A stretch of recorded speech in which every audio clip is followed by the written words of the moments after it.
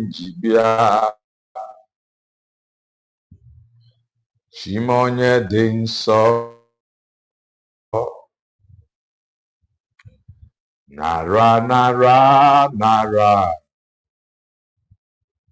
nara ekene njibia Chimonye dị nsọ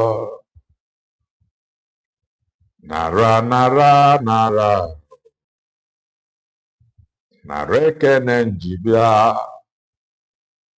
onye dị nsọ nara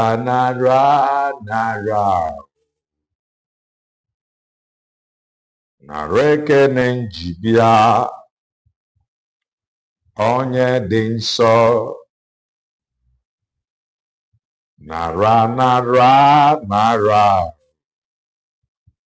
nara ekene njibia onye dị nsọ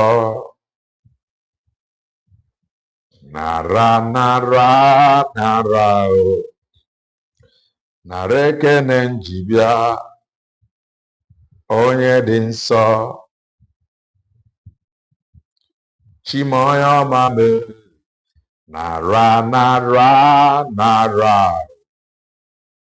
nara ekene njibia Chimonye dị nsọ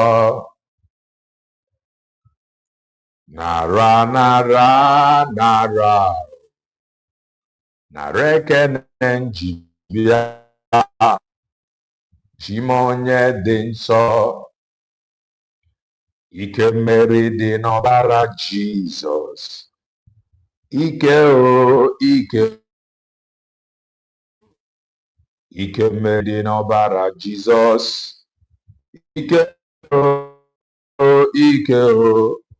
ike mmeri dị n'ọbara Jizọs ike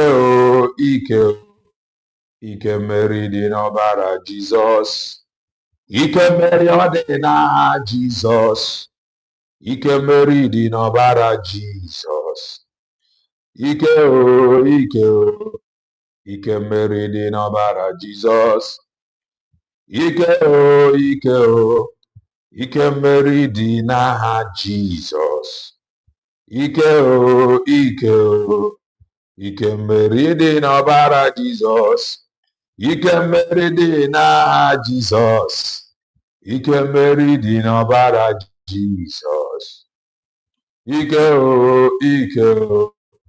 ike mmeri dị n'ọbara Jizọs ike mmeri dị n'aha Jizọs ike mmeri dị n'ọbara Jizọs ike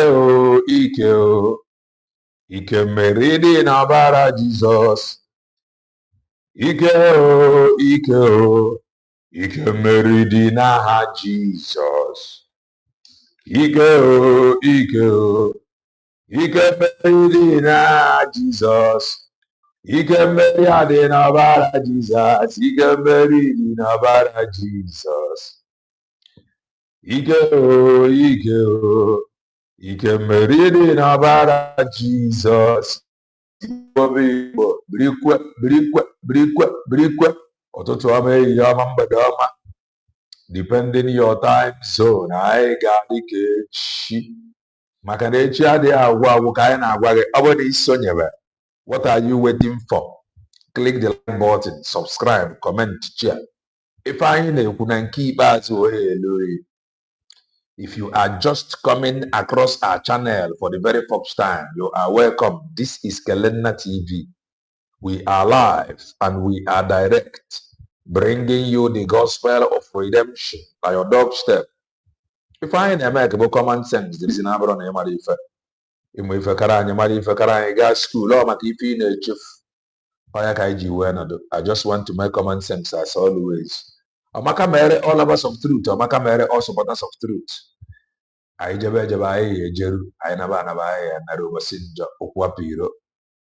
Amaka mere inina.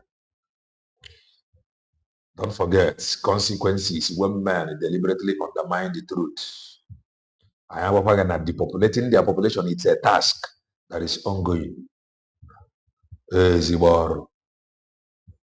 Debunking their lies, following them.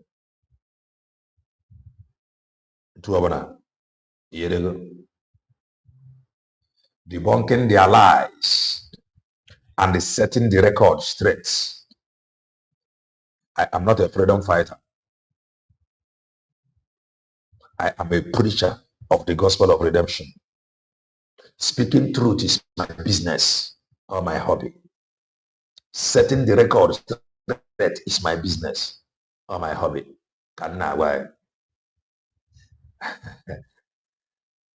Against heavenly immigration border control. I want if a man program I'm please kindly touch the like button on Mamboge.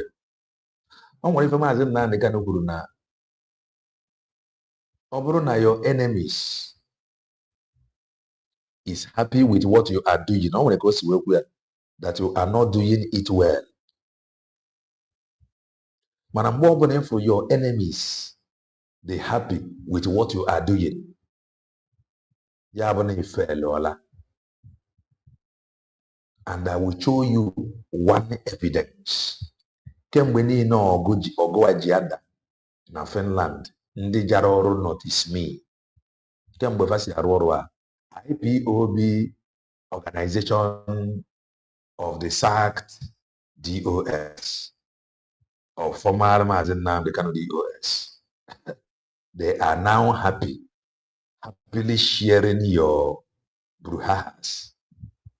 And the evidence is because you are not doing it right. Amaka mere unu niile, amaka mere unu niile, amaka mere unu niile. Lucky amaka mere ya ọjọọ Ugochukwu nnọọ, Mercy nnọọ, amaka mere unu niile. So ife a now na-egosi na unu adasịa ya daa ya, that is botch. Because the enemies, they are happy with what you people are doing. They are happy. Fa kwesịrị ịdị na-ebe akwa. Fa kwesịrị ịdị afraid of your oneness, your togetherness. Fa kwesịrị ịdị afraid of what you are ditching out to the media. Fa kwesịrị ịdị afraid of face ya nọ now, because na first and they are own, but they are not. They are happy because you people have failed woefully, completely woefully. And the evidence when they are rejoicing. Who sent you people? Man, I am Amboga here. I just want to prove to you that you people have failed. Oya Kafaji, let's celebrate. Now let us go to X from the proceedings of today. Mazi and Joko, they ever ready. Defend your way.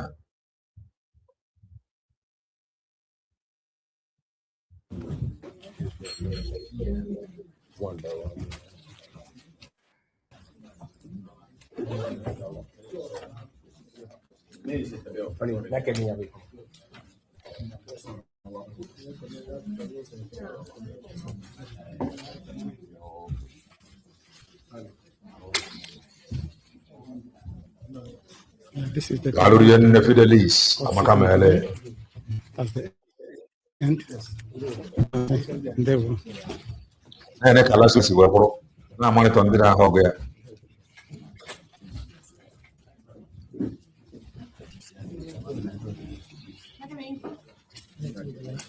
Everything went so smoothly today. Really.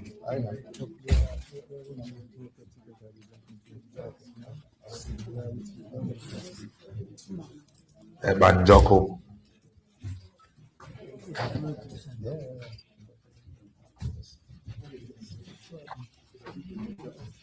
All freedom fighter cable. Very interesting. I go back to the old Milo. And the Ira Akabiana. I go back to the old Milo. And the Ira Akabiana. We love you. We love you. We love you.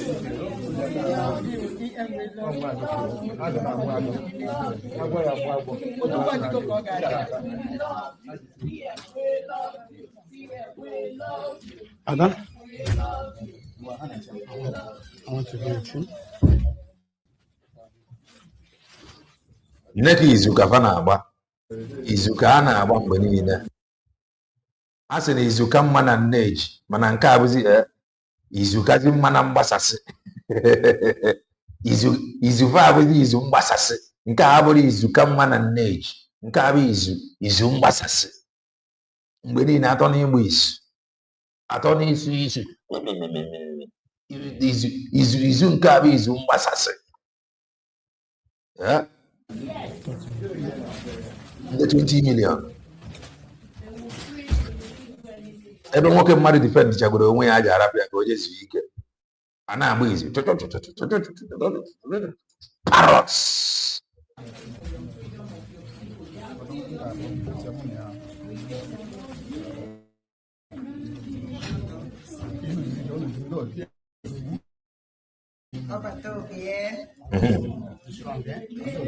Odogwu adigo ka ọ ga-adị. Nigerian government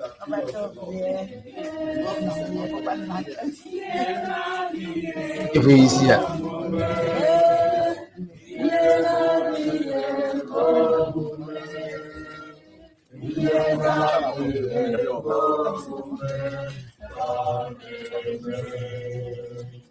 yeah.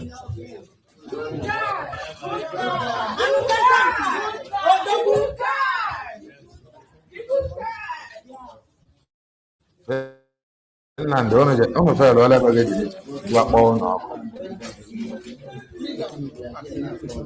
So please, Mazi Benchus, please go and give us the update of what goes on today in the court. What happened today? Well, today is another wonderful day. For what has come today, it really shows that our Prime Minister knows what he's doing. And he's really, really prepared. And all the things the prosecutor denied him from giving up, presenting to the court, but today he has all the opportunity to present it. Okay. And bring many, many, many facts that will lead to this very nonsense charade that the Nigerian government is behind. But he tried to put everything into rights, especially today. Do you have any other thing to ask about the what? Yeah, we can see the court procedure today was differently. Because did you have anything to say concerning consistency? He was asking the judge, no, the woman who was laughing the first trial, because I think he said to the judge that today you are not laughing anymore because he doesn't have evidence to show. So yes, this led to the time the prosecutor tried to undermine him, asking him what is his actual role in the Biafran government in exile. Then he what is his actual role in Biafra government in exile? The prosecutor was asking him, what is his actual role? Prosecutor, he tried to express many things, how he was, because he was the spokesman of Biafra. He did not identify himself as a commander, while the prosecutor was indicting him of being the commander of the Biafran Liberation Army. He said to him, my role is to speak to my people in order to make awareness of what is going on within the territory of my own region. I cannot keep quiet, and my people is being slaughtered for nothing. You're right, because he did mention that I can be commander in Europe and at the same time a commander on the ground. That's correct. So it can only be one side and get the messages and the news. Well, na prosecutor say, no sound, no video. There is video now. Are you not seeing video? Oh no, the video has after that. The video of what I'm playing. Oh no, other affair. None of my affair from my end here. Who else is not seeing the video? Who else is not seeing the video from his end? I can see it from my end here. Okay. Okay. Okay. Dialogue. Yes. Now, the prosecutors here, according to our brother, Kedi, your actual role na Biafra Republic government in exile. Also, a spokesperson, a voice, na create awareness for ndị be abroad ka ndị ụwa na-afụ ife ndị be anyị na-agabiga. Daalụnụ. Ka mba ụwa na-afụ ife ndị be anyị na-agabiga.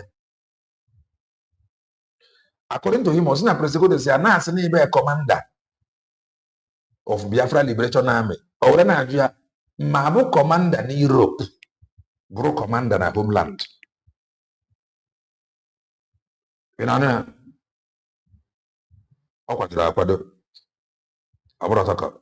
That people on the ground are giving to him. So even when he was asking the prosecutor if at all he has any chance to laugh over him again today, because last time the prosecutor was continuing bullying him by laughing when he was trying to express himself. Today, he hit the whole thing on the neck. In the sense that that is just a bullshit. There is no fact on what we are saying. So.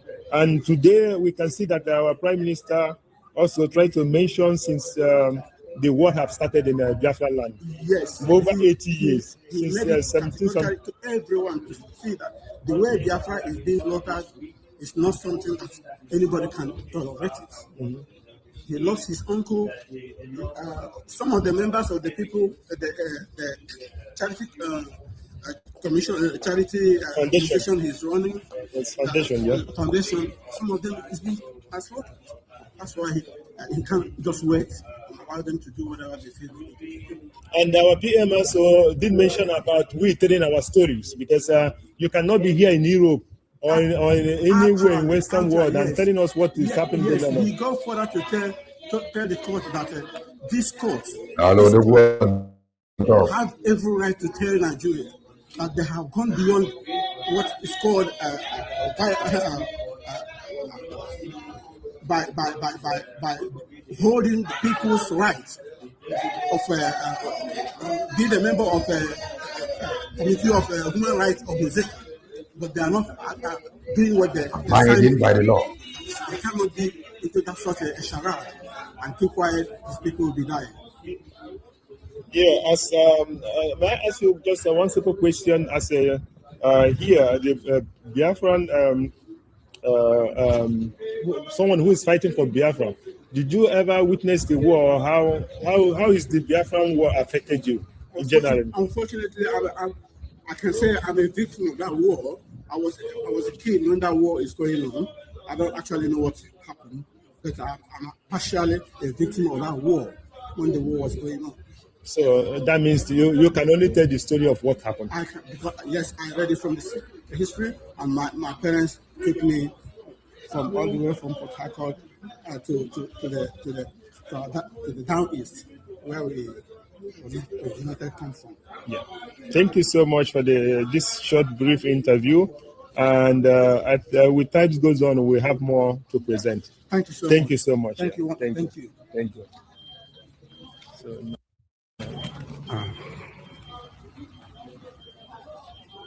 People can use it the wrong way. No. There's nothing like using it the wrong way. Just to have know what you're feeling and how you feel about what happened in the court, and what you think that will come out of this court and all the process Simon is going on. So that is why I wanted to ask you your feeling and your as a member of the government, America, not of United States of Biafran government, that was declared in Latin in 2024. Yeah. I better not, because I have some experience about it. Why? I don't. You don't like? Okay, thank you so much. Right, that is that. He wanted the man to say something, but he declined, which is his right. Yes. More love, darling. Now let us go to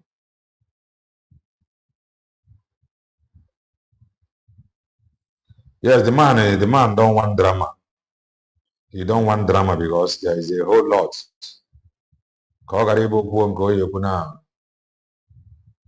Maybe Eggman Lando to edge contact so the man do not want drama.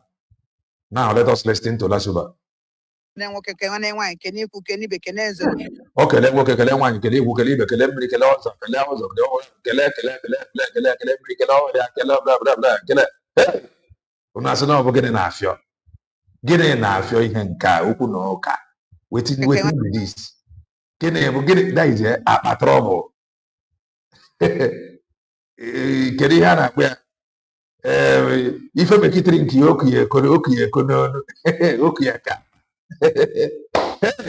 nna ya asị na ọ gịnị bụ ihe nke a gịnị ya pụtara na-arịgharị n'ihe a taa anyị nke okenye eko ka akpa just listen ekene nwoke kene nwaanyị kene mmiri kene ụzọ kene ọnya kene achọrọ m ya megbu oge na asị m ka m kọọrọ m attention ụnụ n'ife mfụrụ ndị USB melụ na court today. Ritual ha mere na court today. It is always USB. Emele onye mere no laws mere. Mana ife ị ga-ajụ onwe gị bụ Mazi Ekpa Njọkụ gasịa pụta kwado USB a they have been fighting. Let me just put it this way. No gasịrị no pụta kwechiri kwado USB a were ghọọ so many of them n'ọrụ, especially those fighting this USB now. To them personal, what is going to be their fate? How kedika their supporters, their followers, kedefa kafa ga-esi na-afụtafa ndị ya na-akwadofa in fighting USB. La Mazi Ekpa Njọkụ gasịrị n'ọpụta na wee fa n'ọrụ n'ime that same USB. Kedu ka ha ga-esi ga-efeel after all this madness? Kedu ife ga-abụ there? That is, how will they feel? Because Mazi Ekpa Njọkụ have not told them that he has nothing to do with USB. So, in whose interest are they fighting this USB for? Eko ji adị mma nke na mmadụ na-ese okwu mgbe ụfọdụ ma ụnụ na-akọ ọnụ ịkọkata ga-akọrọ n'ere maka aka ji emesi dozie. The way fa ji fight USB emegide ife amaokwu settle tomorrow and they move on with this USB. Kedu ebe fa ga-anọ? Kedu ebe ga-abụ their fate and their followers? Hey! Yeah. Lozu onye melienu. So ha nwa ma ihe ha bụ n'obi wee mee because na before ha na-abịa ije afabịa ha kwadoro ọfụma. O nwere nke na-awụ ha mechaa ochi ha azụ na court. Ọ na ochi ha azụ na court ọ na-anọcha ebe 10-15 minutes before ọ pụta. So nwa ọ mekwara tata nke awụ nke nna nwanne onye ji n'ọgwụ ya gwọọ ọgwụ ka Mazi Ekpa Njọkụ pụta. Ide ọgwụ gwọọ ọgwụ ka ọ pụta. We do not care ntu o si wee pụta na ihe anyị niile bụ ka ọ pụta.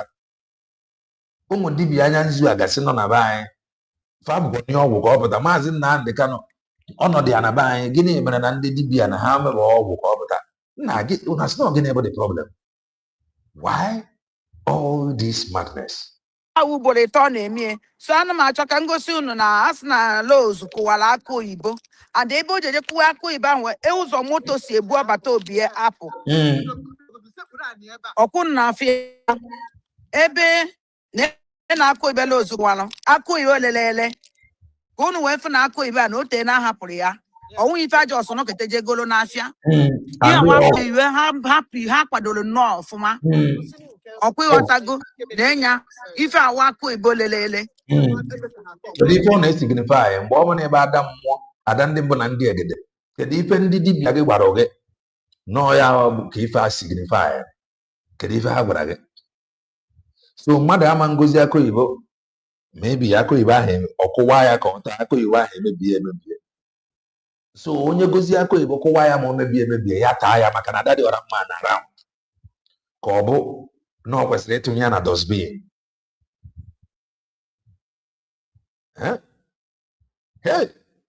ukwu na ụka Emechara na kọtụ fụta and ọ sịkwala Pastor Rose na-agwọzi ọgwụ nke iji akụ Igbo pụta ebe PM ya esi pụta wele akụ Oyibo lelele na-enyi ya ọnwụ na unu n'anya ọ na-afụ ihe awụ ihe ma akụ Oyibo ọnwụ eziokwu ndị ọgwụ akwa ya kedu ihe o menuziri kedu ihe dị ọgwụ menu asị ada mmụọ ada ndị mba na ndị egede ọjọọ ga na-awara eze ekene m mmụọ kene mmụọ niile ị na-akpọku na Finland ekelele m mmụọ hiwere Finland mmụọ hiwere afọ mmụọ hiwere eke na ikere ihe niile akenesịa ị marọ ife o signifyre mmụọ ahụ agwọrọ gị atị na ndị be anyị na-eyi uzu akụ Iwe were eme sọntin gịnị ka eji mana ihe eji na akụ Iwe dị mma ọnwa akụ Iwe lelele na-abụla ere ọ bụrụ na eyuzikwere nke dị mma na-esi mba laa akụ Igbo dị mma ka eyuzi ụnụ wọchị ụnụ afụ na akụ Ibe a na ụnụ na-anya akụ Ibe a ụnụ ya afụ na akụ Ibe awụrọ ife tata ọkwụnụ fụrụ ya so since ka ha na-ebugharị akụ Oyibo a iji wee gwa gị datị na ihe ahụ na-ebugharị dị akụ Igbo since maybe na fa achọpụta na dị akụ Igbo adọrọ mma ha nwawu ndị USB na ha kwadoro ọfụma nge nwa akwado dị ọfụma ịkwado dị ọfụma so ịgbara aka were jee ihe niile ị na-eti ada mmụọ ịmana ọ nwere okwu Igbo na-asị na-afịa onye na-azụ ka ọ ma mgbe dị afịa ji anọ afịa onye na-azụ gị na duru nnọọ ka ọ ma mgbe o ji aba nwekwazi okwu Igbo na-ekwu na ndị anyị fụrụ ife niile na-abụrụ ọgwụ na fa mara ọgwụ fadara agwọ in fact ọgwụ na-atụ ha very easily amarọ m kategori nke lasịgbasa eso ma o so na kategori ndị na-ekwu okwu ọgwụ mgbe niile ga-ama ọgwụ ka o sozi na kategori ndị na-ekwu okwu ọgwụ mgbe niile ma ọgwụ biko kedu kategori nke o so unu n'anya ụnụ afụ ọkwụnụ fụrụ akụ Oyibo a ọkwụnụ fụrụ ka ime awụkwụ ihe ma akụ Oyibo ọkwụnụ fụrụ ka kọlọ ya dị ọkwụnụ fụrụ ka kọlọ ya dị ihe kọlọ a na-esignify ọkwụ ịghọtago ndị ihe nji wee na-egosi unu ife a ọnwụ na unu n'anya unu afụ ya because ọnwụ na unu fụ onye akụ Oyibo a dị na unu na-enye anya unu ya afụ ya before ọkwụnụ fụrụ ya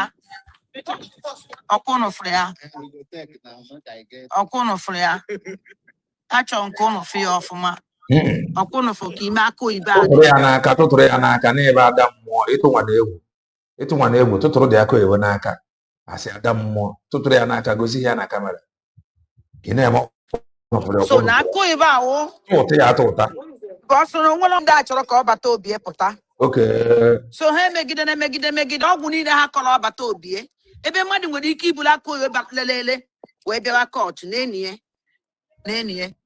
ebe mmadụ na ife ya chetagoro m ihe sef nwanne anyị nwoke a na-akpọ akụ Oyibo Nsugbe ọkanọgwa hope is good mmadụ nwere ike ibulu akụ Oyibo lelele wee bịawa kọtụ ka ihe o bu n'obi nwaanyị mara Eggman ọra na kọtụ na-ajụzi onye ji akụ Oyibo ga-adị mma ife ọ gara ife o ji ya ife o bu n'obi mana ọ mara Eggman ọra ahụ ọ madịrị Eggman kedu ife o buru n'obi were kuo Eggman aka ntị and before you made this kind of thing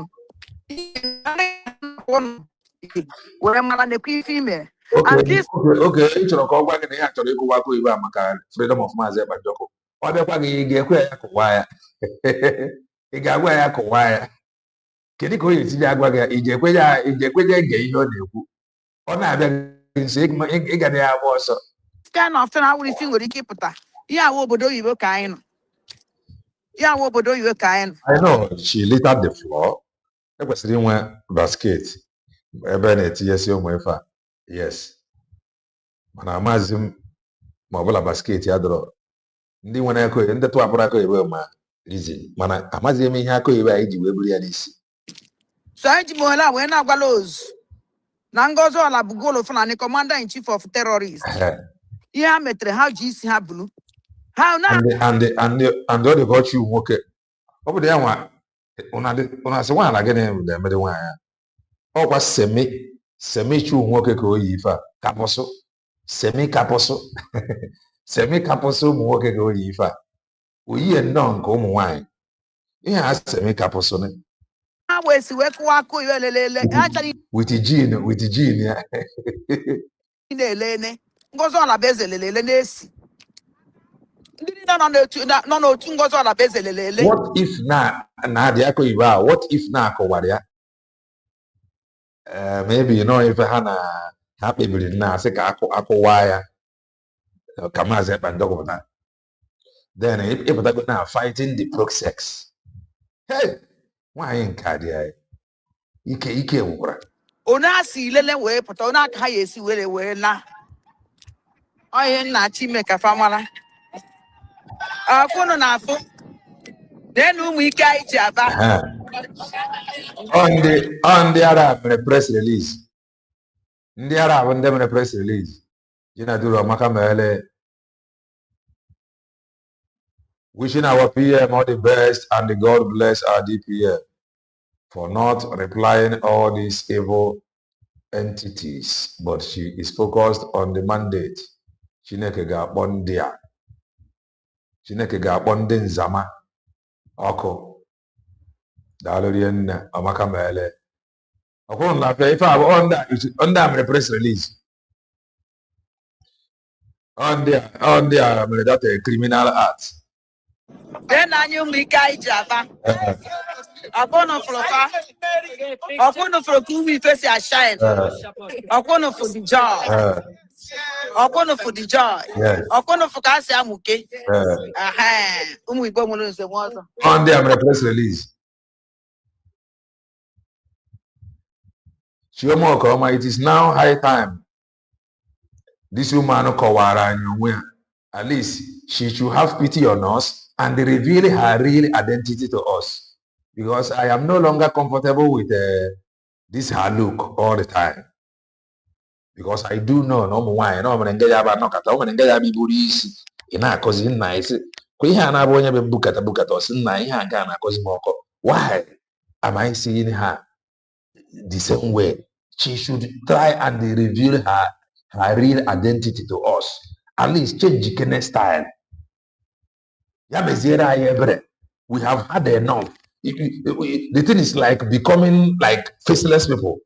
She is always appearing the same hair, the same thing. Why am I there? Review why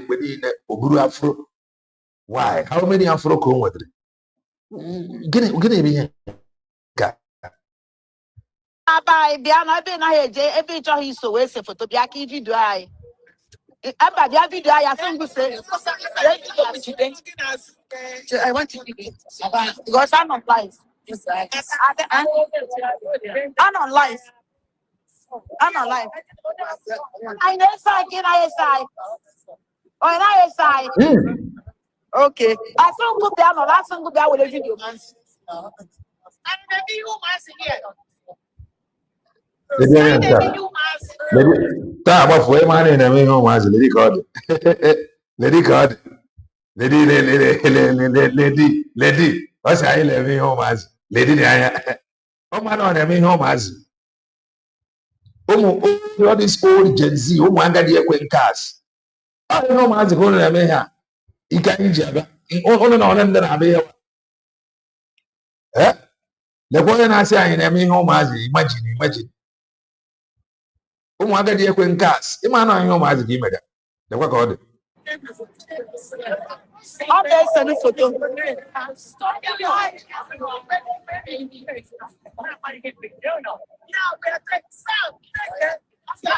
Ụmụnne m ife a ka ha ji na-agbagharị na-akụ gange na-akụsa asịrị nne ka asịrị ka fa dị mma ya na-agbasa asịrị na-akwụgharị ha ekorogo bụ nwoke Maazị Ekpa Njọkụ ji wee mere nna dọta their own side.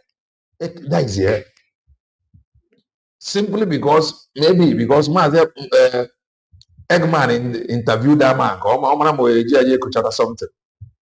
Friday grab all the man Korea daughter did their side. Nah, hey. Major of life, eh? Upon of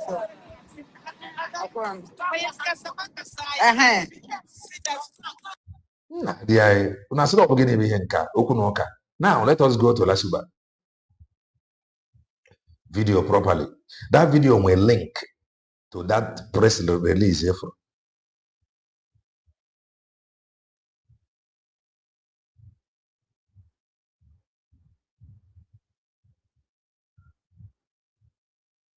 I want to carry connect. You talk about say boss. If you boss, you gotta go. We ask question to anybody. The requirement to you about your USB declare the question. Now I don't be everywhere. I don't do like that here. I ask anybody question. I ask anybody question. Anybody. So okay, if you go to Dr. Ngozi or the question now, you better reconnect. Take what time? Present your truth. We can ask anybody question. That is why you have independent media. I don't 3 USB in Buro. Which you get where? You might have been a mono. Believe on a platform. Thank God you have reconnected. Reconnect with who? Not here. This table. You fall back today, you fall out tomorrow. Here. As you have reconnected. I want to know a question. Yaka Haji, a question and comment. You have reconnected. Okay, I reconnected with you. I'm one more. Michael Dalo. So she don't know some touching spray with coconut. But she don't know. She don't know. She don't know. She don't know. She's just a troublemaker. Now let us listen. From here, and we're connection. I will not more than side in Biafra Unite. I will not, I will skip it. That's very disgraceful something if I go with their phone. This what happened here when connection to it.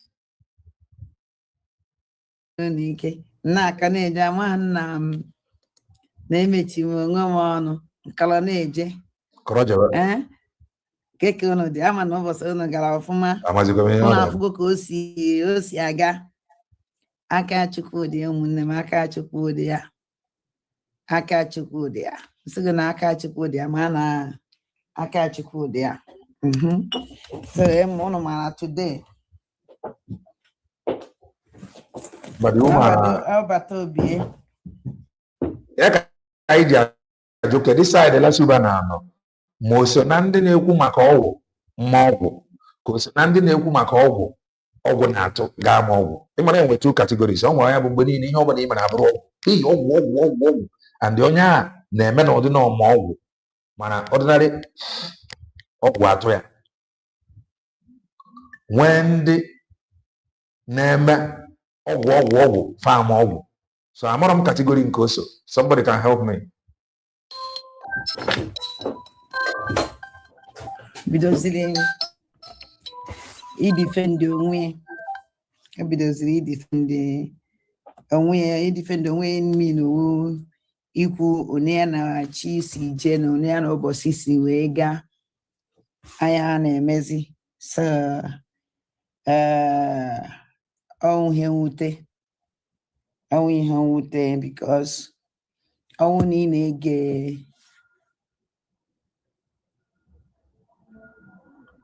my video is my voice. My video is coming out. Our video call voice. Okay. So, I want to know Nanya. For that na. Nanya. Oh no afọ na ọbọsta amaka. Ọbọsta mara mma in a way that na ọbata obi. Hey, tata dị egwu ọkụ dị over. Mmadụ na 1 2 3 tata mmadụ ịtọ ndị bịa by witness. The first one reporter. The first one reporter. But the first one onye DOS, dog of sellout. DOS, dog of sellout group of company. 1 and 2. Baba Osiale today. Then Nande DOS. Sorry about that. Nande DOS Brabo Osiare. Anyaka na ajụ. Why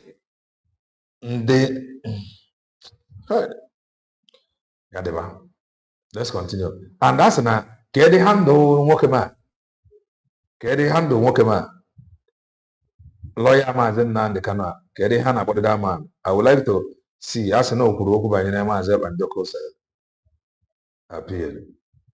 Kedi after that lawyer. Kedi ha na-akpọdo that lawyer. Ajụjụ ọbata obi ejụrụ. No, not a lawyer. O nwere ihe akpọrọ one. Nnaemeka Ejiofor. Mr. James, your voice is not coming out. Okay. I am not against you, just that some people we are like going against you because you did not say their mind. Don't misunderstand me. I have been standing with you through since. Okay. Now I understand. I am truly sorry. Now I understand. Some people, like at times I ask after people. I gotta go. The reason why I enjoy after people at times, sometimes on a depam no be sometimes maswa marajo because I'm a fan and more for the one and do in I understand that now more for the one and dinner. And they have I don't understand you again, and it is normal. It will not always be the same. It don't go this with you every time. Honest with him when imagine that the truth is now one-sided. So maybe I'm not trying to strike balance. Behind the is not one-sided. Or if we can do for anybody, just ask question. So sorry about that if I misunderstand you or if you misunderstand me too. If I remember more for that, I'm try camera second so when you go on what if no when no for is your like or where you are wild, no know so then you come Kelena TV have deviated. Even no can whether if when a declaration happen. It's equipment no mirror.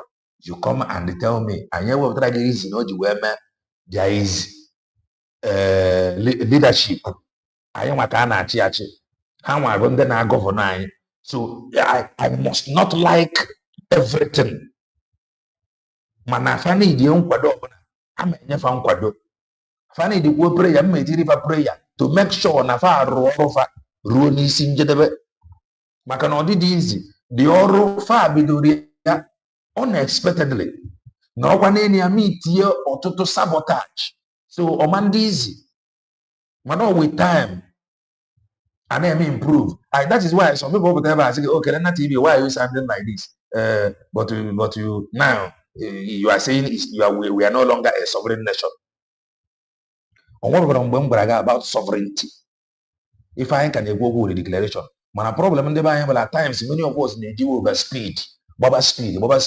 Before money some of our leaders say about speed. If I need from onset about notification. Redeclaration happened. The next thing is to notify Mbowa. No, when there's something that happened in Finland. About sovereignty. We are now a sovereign nation. We are now a sovereign nation. Man, never. And I cannot come and fight for everybody fighting the sovereign nation. I will try and down the mind of one. My name is Ekpa.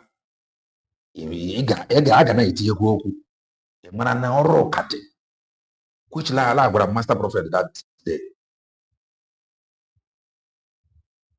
Or the one talk, I will go and forget before. I'm gonna comment here, which made me to call your name. Well, comment here. Yes, I remember that really well. So, over there. Of our brothers and our voice, Mother Pota. Voice biko unu ma na apụta ụmụ aja biko n'enu unu ma na apụta. Exactly. O Trump ọ bụrụ onye ọbụla like ife dị na Trump leme mana ị ga-achụtụ n'ihe achụtụ ịma nchụtụ n'ihe lee like ya bụ ijoin your opposition onwe ife ahụ ọ na-eme ọ ga-na-emeta iwere ya gbaba ya takụ. So some things you see happen in the normal thing. Man, if you got this if I ain't a kumba with if Eggman name, they are Eggman who deceive guru. How far? How will they see what Eggman is doing now? Because some of them may have ego more than Eggman. Some of them cannot descend so low. Need the name if Eggman name now. Eggman have succeeded in building dangerous demons. That is more greater than him because he have surrendered to peace. If I in a kumba, the same way Candini and just surrender to peace in no distant time. Go and write it down. All of them, they will surrender to peace. Then if one day they feel music Mazi and Joko condemn more redeclaration. Kayamana reason no you condemn the declaration. The declaration his plan. It is. So everything about the declaration went well. He must thank those that made it possible. And those that made it possible. Like Chumo Okoma, those people that went to Finland and all of a sudden they fall back. But those who fall deep, those who is currently standing in the gap for themselves. Because Mazi Banjoko never sent them. Saying what Mazi Banjoko did not say. Mazi Banjoko, tomorrow, Mobidozie can never those that made the declaration possible. Can never be come na their lives. Can never fagano. With this, their current press release, where will they be?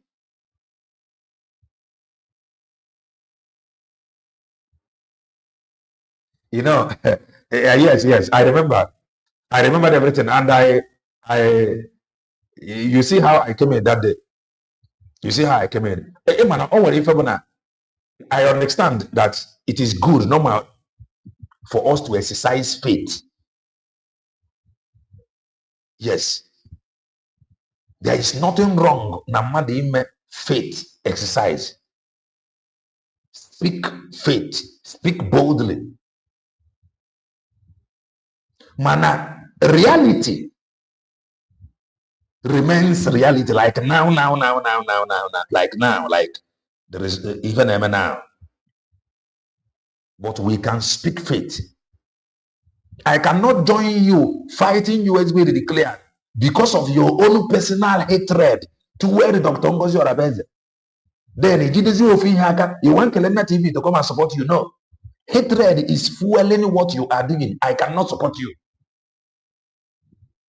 Ogugu 247 Putra. I remember advising him. If he walk or shout to a TM put in a TCM, all of a sudden he sell a template. But what is the template that you know? He went to now. Can be now, would you call it now on a copy now? We do for some Kalakono. So obviously, I'm not joining yoga because he was an insider. Mana because na no nanya kapo yoru, upon yoru, we why na yoru. Omafta, I don't join here. By now, what if I did? So not outside, I will continue to behave as I am outside. I will continue to ask questions. And I ain't going to answer, but I have to do the force.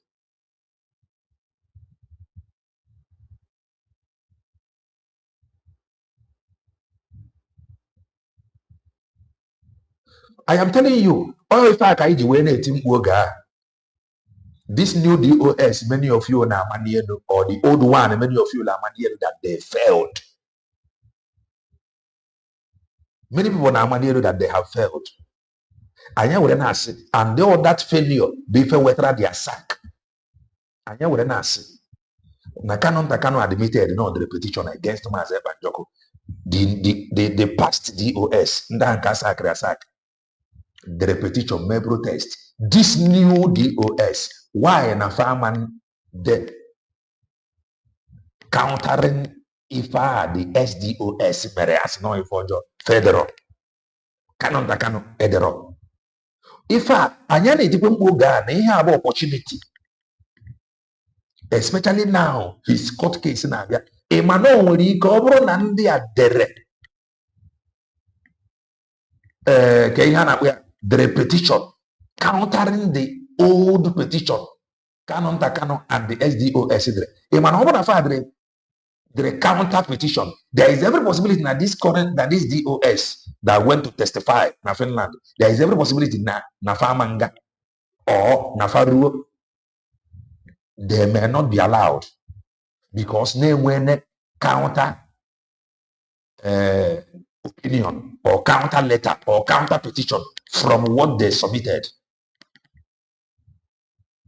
That is why when I see some people now, don't talk like this.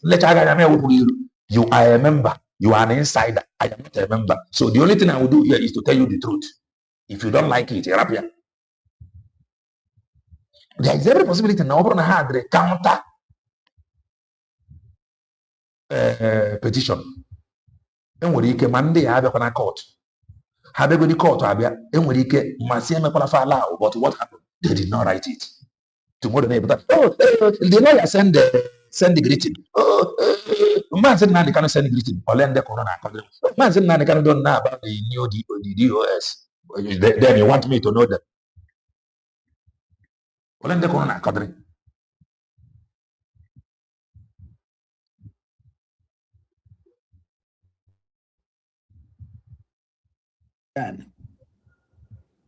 Biko nyere m aka ọ na nwanne m nwoke ya agbanyụ ihe ma ya agbanyekwa ochi ihe azụ pụtakwa Mr. James man ihe echi ha azụ okay ọkwa efugo ndị also recognition. What's the recognition? The Tembona first time, the same case. Filed the petition. Orumbe case in Aga on first time. Because petition padre, the reason why AGWMF invite Bona in the petition, they may have included no one to those where that they are going to come to testify and the father for their contact. Then the case here had that first time. It is not about any recognition about him cheating. In fact, recognition can have for evil. Their own the recognition can Finland for evil, not for good. Father repetition, tinha their contact. A perfect they were contacted. Father and a court because they have volunteered to be sabo. Let us come and look him to his face and sabotage him face to face so that he may know how deadly we are. That was what happened. Let us sabotage him face to face so that he may know that we are dangerous and deadly. They went there. So, and in the test fire, he has some of them around Finland. So, appeal the prosecutors may contact them. Now, appeal was sitting to her. Do you have anything to say? Answer yes. I will come so that I will sabotage him face to face again. Oliji, no. So the sabotage is not, forget about any country. Recognition recognition. Let that kind of recognition never happen. It's an evil recognition. Evil recognition, you are sabotaging a man that is busy defending your land, telling the world what you have been going through even before amalgamation. Is that a recognition? Is that what you call recognition? Upon if any no na Chike dozie for years.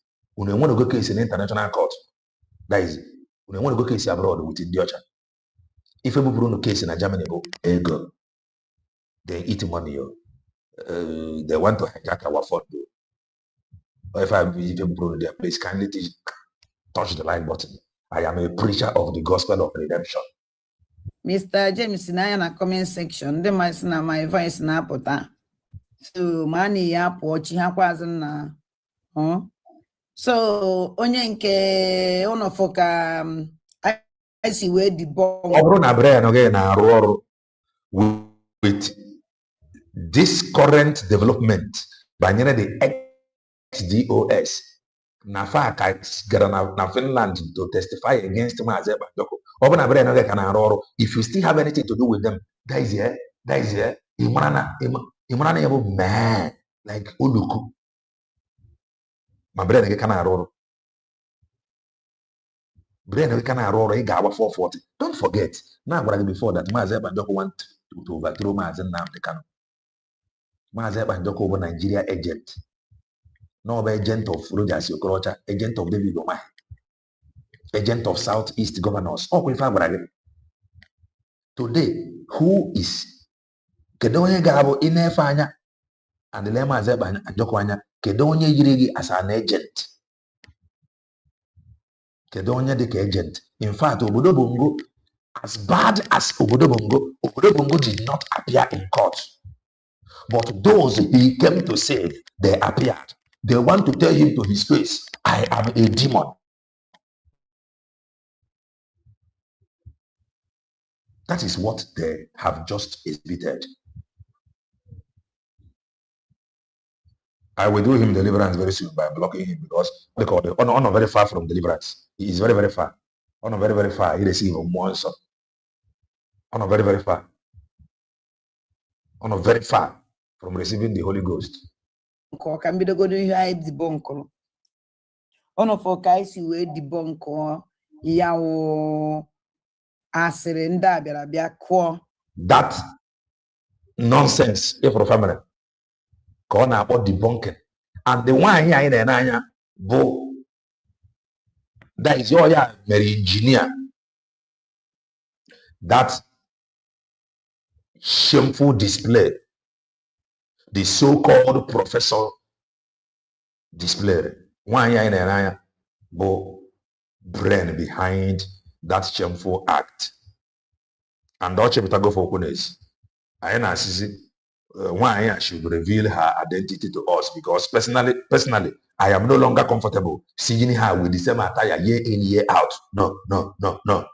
She should now please and reveal her identity to us. I want to see her in another, or he change clothes, at least he change this year. With you. And I have there. Since I have known her, this I am no longer comfortable with it. Your problems. Can he fresh air bag because if one happen to enter this hair, if Lasuba enter this hair, she is going to occupy it with this already occupied head. If you occupy it, deliverance again are very, very difficult. So it is better that we may see you in another form and shape. So that for destruction. Munda chọrọ hijack no but be cheno ya draw easy like that. Pama had that na oya had easy. I understand you, my brother. What if opposition? Opposition them man. Opposition to this point. This is not opposition. This is wickedness. What if na fan Mazi Ekpa expose opposition not there just like what you see happening in Obodo Bongo. I heard that Atiku Abubakar said something about subsidy. Obodo Bongo President Ghana replied.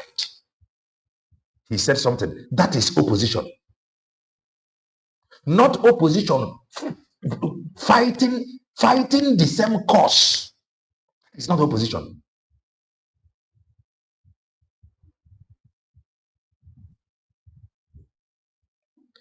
In other if the DOS in a opposition, opposition, okay, you can tell me now if I have with Mazi now they can opposition.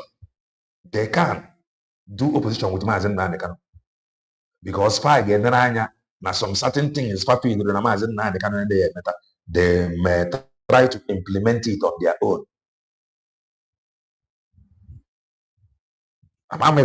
So don't compare the wicked act Fabidoro from canon to canon, father of Mazi Kanu, to the SDOS. In fact, after Kakachum Panoro, they are still doing the work of Sabo. After Kakachum Panoro, Obrona Farm, then for just slide, that is here, allow this thing to just go. If they allow this thing to slide, nah, man, they are going to testify. The mother will be like, the child, no, mother,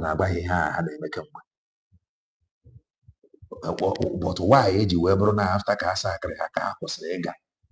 People will now begin to think. Some of you are there, I got a sign. Obrona farm, then for just allow this thing. Mobono or the impossible, then for just allow it. Fagajia, without some discussion. Man, they still went there because they are demon. That is not opposition. They are now talking about institutionalization.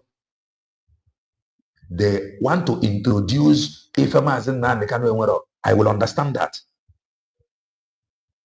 This wicked act, my brother, it is not.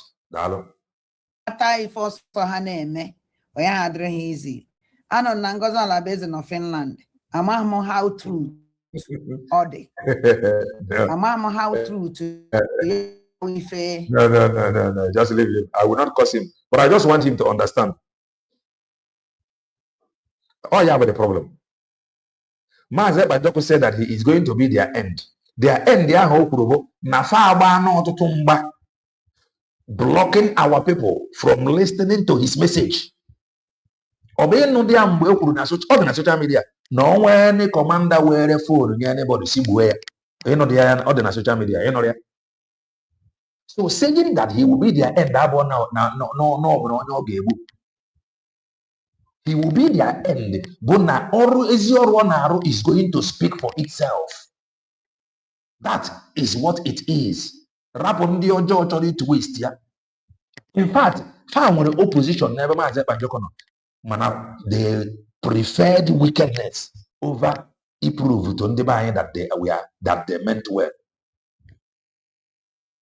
They choose part of wickedness over improving the Mazi Ekpa was here broadcasting. Now, Wafa, name na to you na amampo terrorist maka nwere onwe gị pụọ n'ụzọ.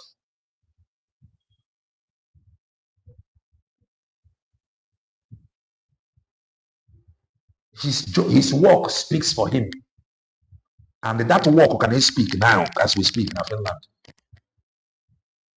Okay, he said he will be their end. Man, you know that no agent of Southeast governors, no agent of Nigeria, you know that one. But man, what you are not. This is your about their end, because you have seen that they are not doing anything rather than sabotage.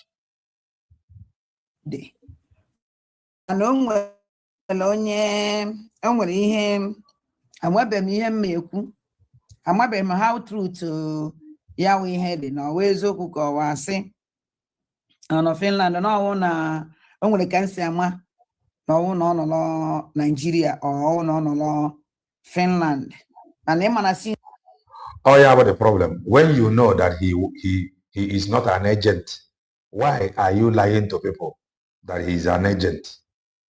Okay, Mazi Nnamdi Kanu nyere instruction that you people should give him slot. Why alone any slot? Or preferably leave him alone. On a dog desire, or then now see if you pass the point of no confidence. How long I drag that in? Ozi bera senya slot. Why alone any slot? Unenyebi order, nyebi condition. Deliverance again, not very far. And I am seeing it. Not very far. watch this woman. Not very far. And they manify a Finland. Yeah, because I am an agent of darkness. I'm a Nigerian government. I don't know, Jana. Jana.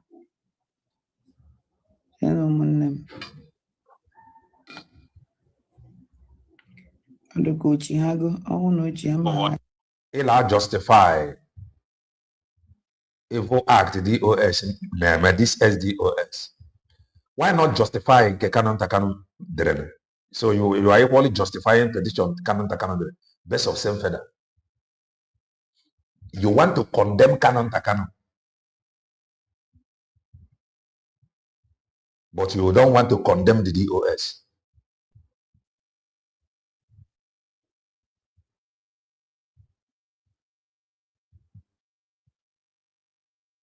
He did not just start with DOS, so Mazi Nnamdi Kanu. The first message, the disobedience from these. In our side, the DOS. But you want to condemn Canon Takano, but these two people made the same thing. Canon Takano wrote petition. DOS wrote petition and protest. Then you now choose DOS and they want to condemn Canon Takano. Makana actually DOS in oro. If I have a problem with the leadership, uno mandana chiachi meko na they calm down. No carry everything for your head. The DOS, they were making you people to believe that time that they are getting information from Mazi Nnamdi Kanu direct. Imarona for many years, na fala Mazi Nnamdi Kanu adiyewu. I pity some of you that is very close, attached, so much glued to Ndi Nonochichi. They can easily deceive you, making you to believe that they are hearing from their organ, whereby they are not hearing from their organ. They lied to you people. No far with the right channel, na far underground. Today, how far?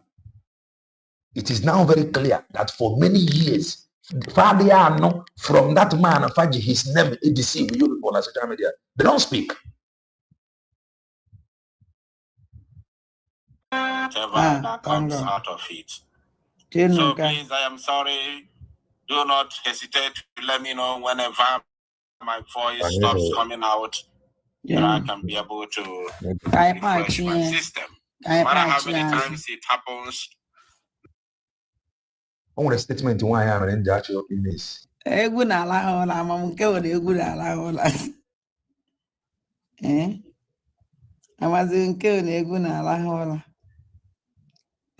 Kukuna. Hey, yeah, we are naming it when we will be at the moment about it. I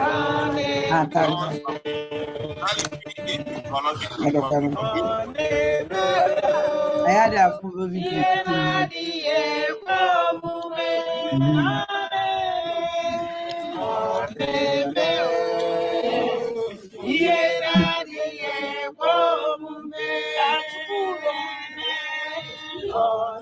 Now they are Jesus, they are Jesus.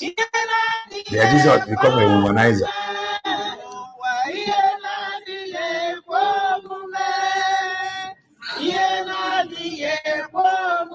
Or where can some of you can now that you people should slow down? Because there are you cannot ask questions. Look at because the kidnapping of Mazi Nnamdi Kanu. opened the eyes of IPOB towards Nnamdi Kanu until he was kidnapped. Then I that was asking question. Some of you that was blind then, if you want to ask question, some of you that were blind, he is my Jesus, he is my savior, personal Lord and savior. I ain't cannot hear. Your savior is now a womanizer and a criminal. Imagine.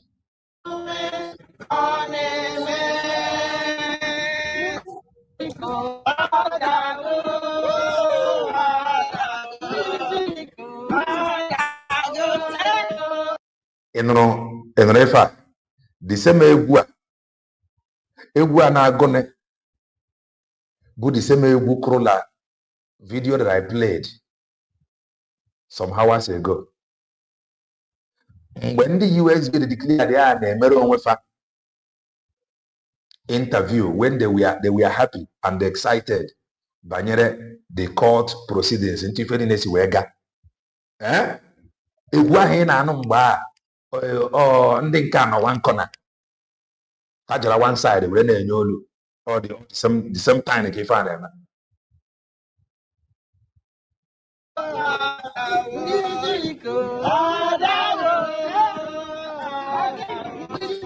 And ya ka m ji wee gwa gị na ọ bụrụ na trumpet sound na ndị niile a na-abụ abụ ndị niile a na-ekwu ugbu a jeje hellfire because their heart is far from God.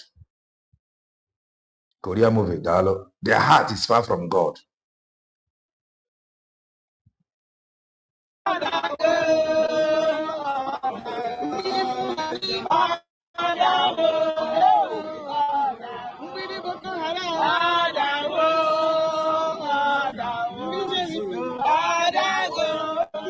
What if I am over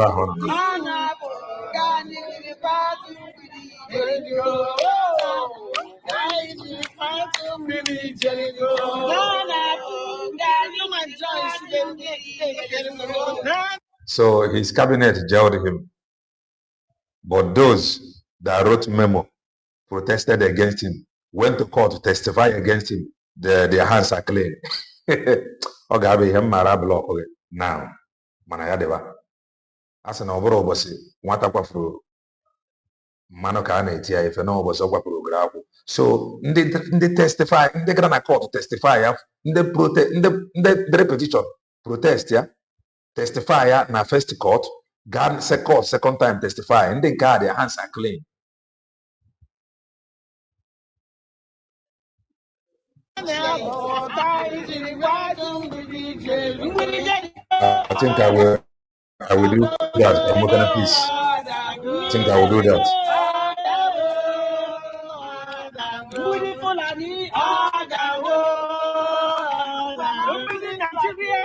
There are times when you bring out time to explain to them, actually it's hard difficult to understand simple things. Now that they are wicked,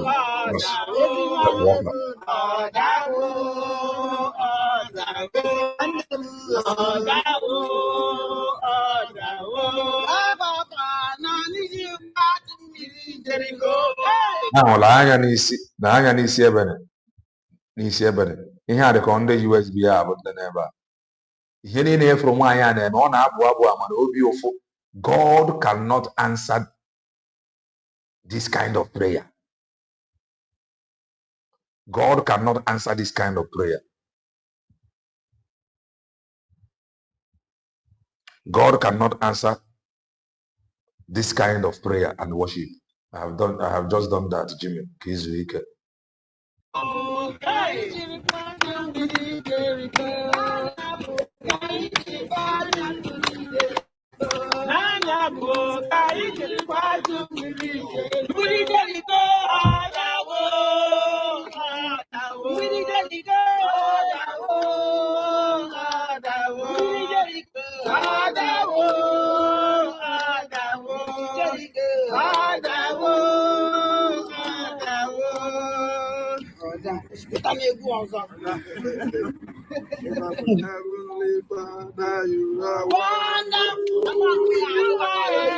Okoma na go Heavenly Father.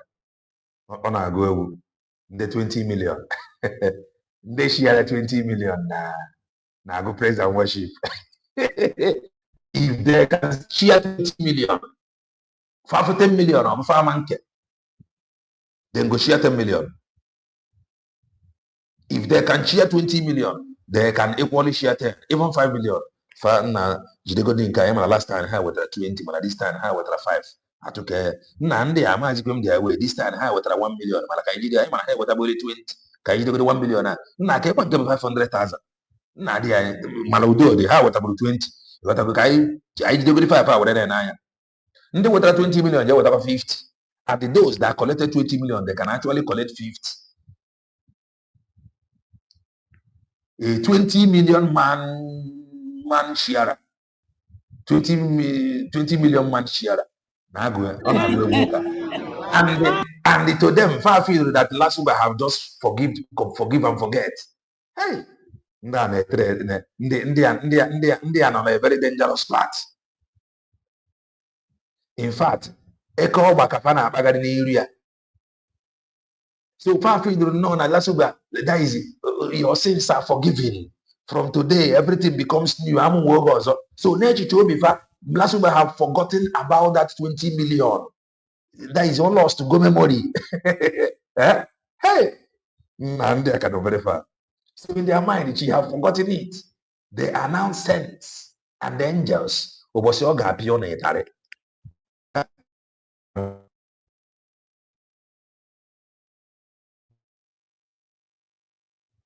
I have asked this question before.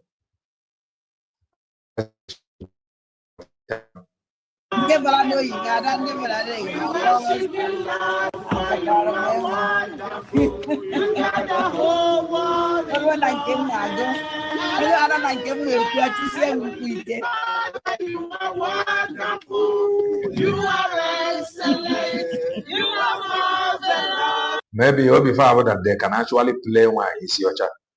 They cannot. Obosi oga happy food. Oh, jide di opia ya o jide Nwayi. O jụọ ya ha really identity. N'oge na-adịghị anya ọ ga-eme.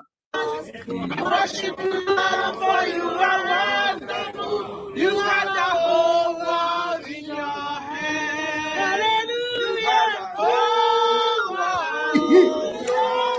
you got the whole world in your hand. You got the whole world in your hand. You got the whole in your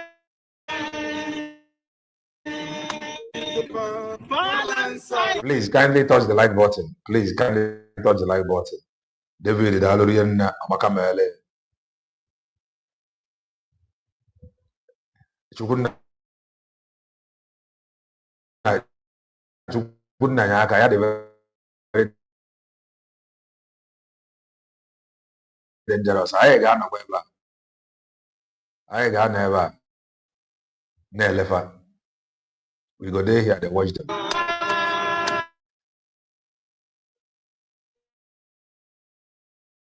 Now, they're very happy. Now, grant interview among themselves.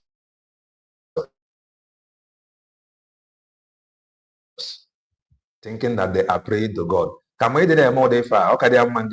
Because God cannot hear you.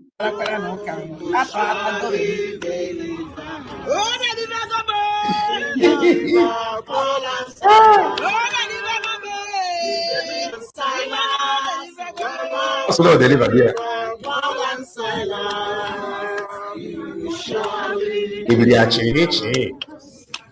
He delivered Paul and Silas. He delivered Paul and Silas.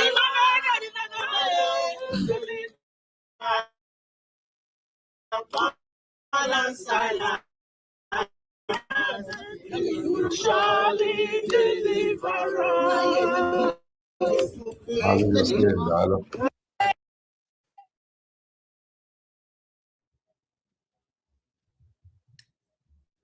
comment on Hey, again. Good evening, good afternoon, and good morning from wherever you are watching. Press release. Nwada Obi from Biafra Republic Government Magistrate and Direct. And here we have Biafrans standing next to Honorable Bryson Okoma, the Minister of Brigade. The court session has ended. And of course, we are going home with joy and hope. So, Honorable Dr. Bryson Okoma is going to give us a brief update on what. Take a listen. Thank you. Yeah, thank you. Some things is hanging from there. Today is August 19th, 2026. Here at Some things is hanging. Sorry, August 20th. Yes, sorry. Today is August 20th. Now, listed. 2026. Here at the other one.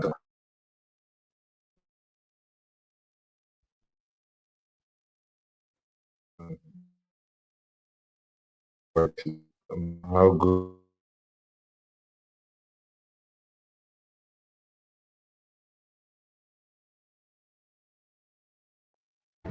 Several remarkable things happened.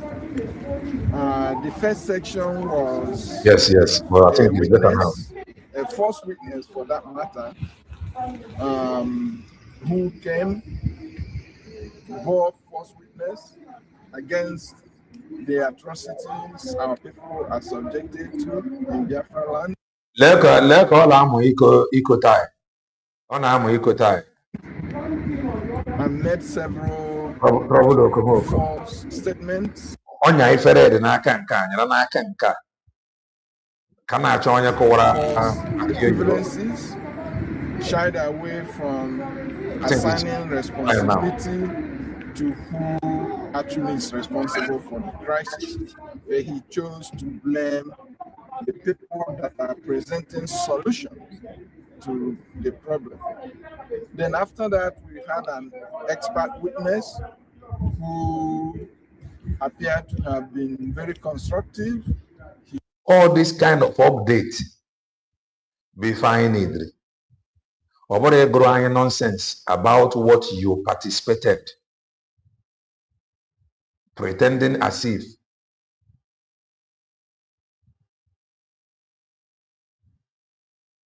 if you knew nothing about it. He spent the least amount of time because he wasn't saying anything controversial, right? So the prosecution didn't challenge him, the defense didn't challenge him. It was a pleasant session. Then after that, another witness came who was a journalist that visited Biafra land. In Enugu. In Enugu. Yeah, you visited Enugu. So again, a lot of talk about sit at home. Yes, but at the end, PM asked him very organized questions, including asking him questions about how he obtained visa to travel to Nigeria. As it turned out, his initial visa application was denied, and after which his second application was approved. Now, if you hear me say that, you wouldn't immediately understand what that means. What it means is that because Nigeria didn't thought he would be favorable to Biafra, so they declined his visa application. Through backdoor, Nigeria was assured that he was going to write against Biafra agitation. Then they gave him visa. Now he went to Nigeria, made all these false allegations, including that Sitaton investment in Biafra land. Now again, you trust our PM, very smart guy, very spontaneous. I haven't seen anybody as spontaneous as PM. He have not seen anyone spontaneous as PM. Okwadoro akwado. Oh ya ka faji, many of them were hate ya. Ya ka faji were hate ya. Not that he is an agent or bon confana koronfa. So PM asked him, can you name one or two investments that Nigeria made in Biafra land before sit-at-home? This sit-at-home that is stopping investment, that has turned people's life upside down. Can you name one or two investments that Nigeria made in Biafra land before sit-at-home started? He couldn't name any. So the witnesses, and he retracted. Okay, like these are people that witnessed in the first trial. Now PM asked him specific questions to know whether he still stood by what he said in the first time. She's reminding me that 2 times he changed from what he said before to what he's saying now. So that alone is self-contradictory. So he begins to so as per how he got his information, since he's not resident in Nigeria, PM said that he gave this journalist, Father Mbaka's contact, and of course everybody knows Father Mbaka is about. According to reports, no that journalist, Ogra first, he deny visa. Opposite and the DOS away for or near visa. Then a Mazi Banjoku ever contact Father Mbaka at least someone who Enugu Koga for Father Mbaka at least. On the go from Onyoka. If you got your mobile, Kalifo, you ever Father Mbaka. Kalifo, you ever Father Mbaka. According to report, Lawyer contact, the man Agazi. The man who's the buying or the casino contact is here a map powerful. The DOS. A map powerful Amazon man they cannot return or their media and publicity. A map powerful. No rule buying contact is a map powerful go on a hotel. A map powerful West Asia easy. Farmer capacity will call. We're link here the man with one family they know or the journalist. I'm not more one. The journalist they will roll in will cover the family will cover Mazi Banjoku the report probably more powerful.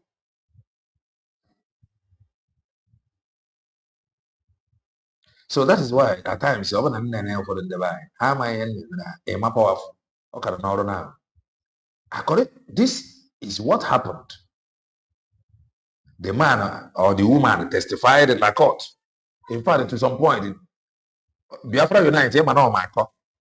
Oh, my boy, download when they get here, I have some part in ghetto. Even Biafra United, Kowara. You know, I feel all on now. You feel all on with it never. Yeah, go to Papa get the coach of that I made it happen. To go here, the guy that come. You're not trouble, and I say, I said, Gassiaba. You're not that load. On I pay me if you don't know there. But let's continue. Hey, Mapa Wapala can know now. Oh yeah, it's a very important message. Most popular man of God back home, and he didn't contact him, and so that means he's not really looking for the truth, right? So that is significant. Then this evening, PM took a stand and narrated our history right from 1860 to 1914. Was not 1816 to 1914. History. Mazi Ekpa narratory. Last week Barono, no Chiomo Komana Dia, Bundeng Mazi Ekpa evidence will get defend you when a court. From 1816 Igbo history, Biafra history, to 1814, Kogeneko Boya. Have history Mazi Ekpa presented to this current day. Some of those things, Woka Nawunya Professor Amaria. To independence, and according to his narrative, first pogrom against us 1935, 37, then 45, 60, 63, 66, then 67 to 70, from 70 to 80, 81, 82, 83. He kept going year after year. He kept Year after year. Oh, yeah, some idiots. I said, nah, you see, he say you want to end the DOS now. So the DOS had they are fighting for freedom before. We are looking for somebody that will say that I want to end you. Kafalo baziogo. Ikono gumata. Ikono yamma. Ekelepo mono. Kept going year after year, up to 85. Things that happened before 85. Okay. He wasn't born. He was born in 85, and all of us cried, including PM himself, but we urged him to... Including him, he was born at 85. He told stories about what happened at 85. All of them cried. 1985.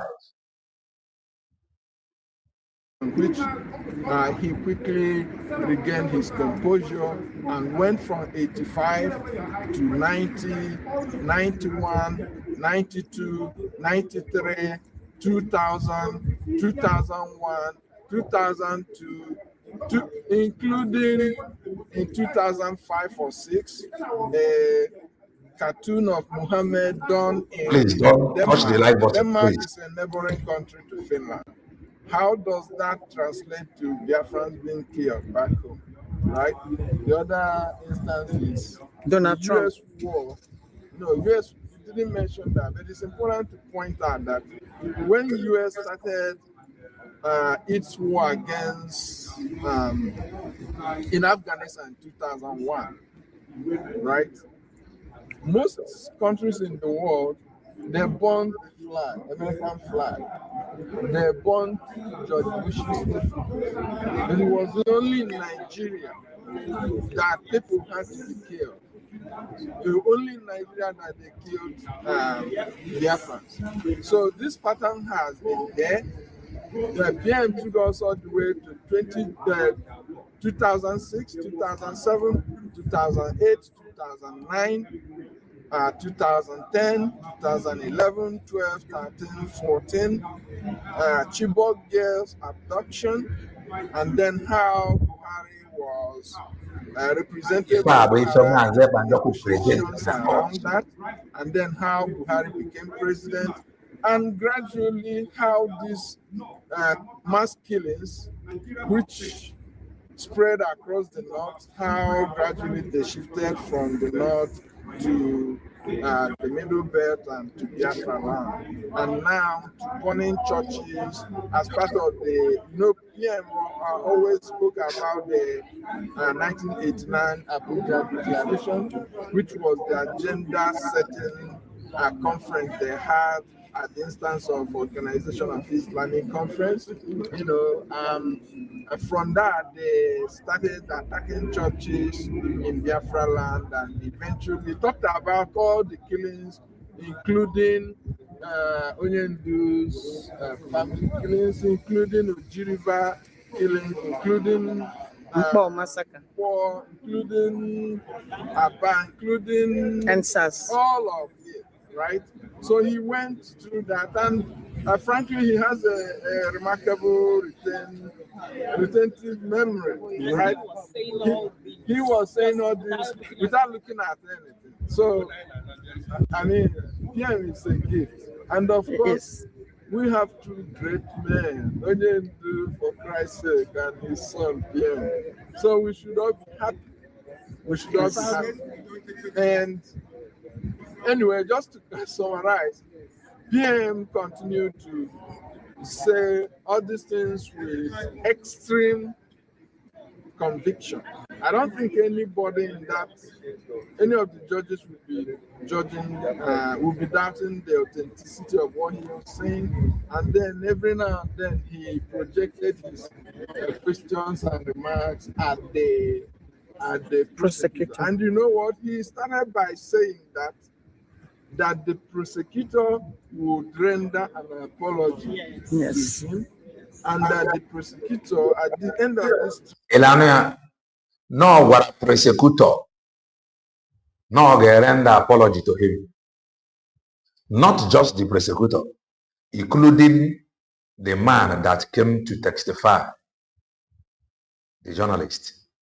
Trial will see that Nigeria scammed him. Yes. Right? He's a victim of Nigeria's scam. Yes. That's what he said. So, and we are hoping that by the time this trial is ended, again, one thing is clear. They don't want to look at the evidence. All these gory killings, people being throats being slit, or even heads being cut off. This court doesn't want to see that. But I'm telling them that these are images our people, old, young, children are subjected to. So if finished adults are not willing to look at them, why not toss out this case? Why not say you don't have to? Because if you cannot watch the crime we are facing every day, why are you dealing with our case? So it's another reason why they don't have jurisdiction on this case. This is just basic, you know. And then English too, sometimes the translation, it can be screwed up. And, you know, above all, we don't have problem with Finland. This case is between us, the jihadists, and Nigeria government. Why are they not here? Is this not a case of selective justice? If there are multiple parties to a case, and you are trying only one person. Comfort no. Anyway, we are hoping that Finland will retrace their path, their step, and do the right thing, dismiss these cases, apologize to our PM, and pay him compensation, and recognize our right to self-determination. Yes. Because they killed us city after city in the north, and sometimes the killing spread across multiple northern states as if it's pre-planned and choreographed, and then gradually shifted down south. Before, when they were killing us in the north, we never did reprisal attacks, and then they shifted from killing us in the north now to killing us in our own homeland. And then, I mean, as human beings, at some point, you have to stand up and say, man, I've had enough. And that's where we are. So PM ended it with... She is not just their member. She is now their leader, their controller, their head. She is now their head. Saying that the ultimate solution to what's going on in Nigeria is having an independent Biafra. With an independent Biafra. Mazi Ekpa confirmed to them that the only way is stop if an enable in with it more when kind and the Araka na Boyamba, no Nigeria agent, and then the Araka were supporters. Biafra will be able to collaborate with the North, with the West, and North, of course, Europe, right? And then Jointly we will confront jihadism because it's a threat that all of us will face. Please kindly touch the like button. The other. But definitely, these people, they want to conquer the world, and they wouldn't spare anybody.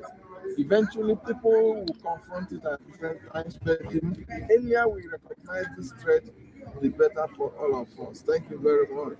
Thank you very much. Thank you. Journalist, thank you very much. Journalist.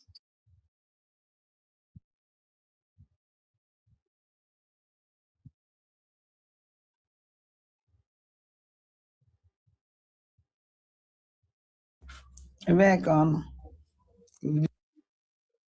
hijack Obatobi. Amadame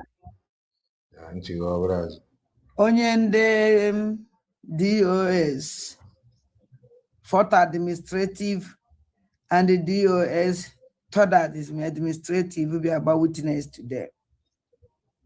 So the man be a good rule. Na o nwere ndị nwere conscience. Ọ dị ndị a na-egbu gị n'afọ gị ọnụ. Ndị DOS sendri. Eziokwu niile. Ị na-ene mmadụ ibe gị anya. Ma na ị na-ebo ya ibo. Ma na ị na-ekwu awụrụ eziokwu. Onwe ihe dị iche nke na ndị SDOS ya. Ife niile ị na-ekwu na social media o nwere evidence ọ bụ dị ibo ka ị na-ebo ndị mmadụ. Ọ bụ dị ibo ka ị na-ebo ndị mmadụ. Saying that na ndị DOS ya na fa na-egbu mmadụ n'afụfụ ọnụ ọ bụ dị ibo. Why denying the declaration that happened? Or Abugboro Fulani, the chief commander of terrorists, no evidence. Makomre, one of your video, I think I have not played that video yet. Ebe na say, no when they recruit through. Nande na each person for 300,000. Kafa were ba Biafran army under Dr. Ngozi Orabeze. I from the video. Each person for $300, 300,000. And then a first badge in moto na egburu febu. Second badge na egburu febu. No na third badge ka iti beziri mkpu. Ọbọbụdị boki na ebu ihe a. Iji evidence i present we ụdị ife aha na ezu ezo. At least ndị dị safe. Why na nwere any of them pụtara kwuo? Na-echekwu echeke. Mgbe na ọnwụkwa ife dị iche between Ngila and the DOS. The only thing dị iche bụ na ha bịara to testify before court. Korokoro Mazi Ekpa Njọkụ. The only thing dị iche bụ na you are not testifying in the court. You are publicly testifying on social media. And then there will public judgment and the public opinion.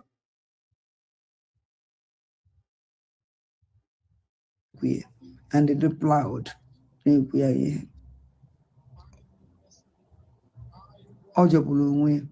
Imagine. Ojoka. So I be go to go see me. According for the brigade government is the propaganda.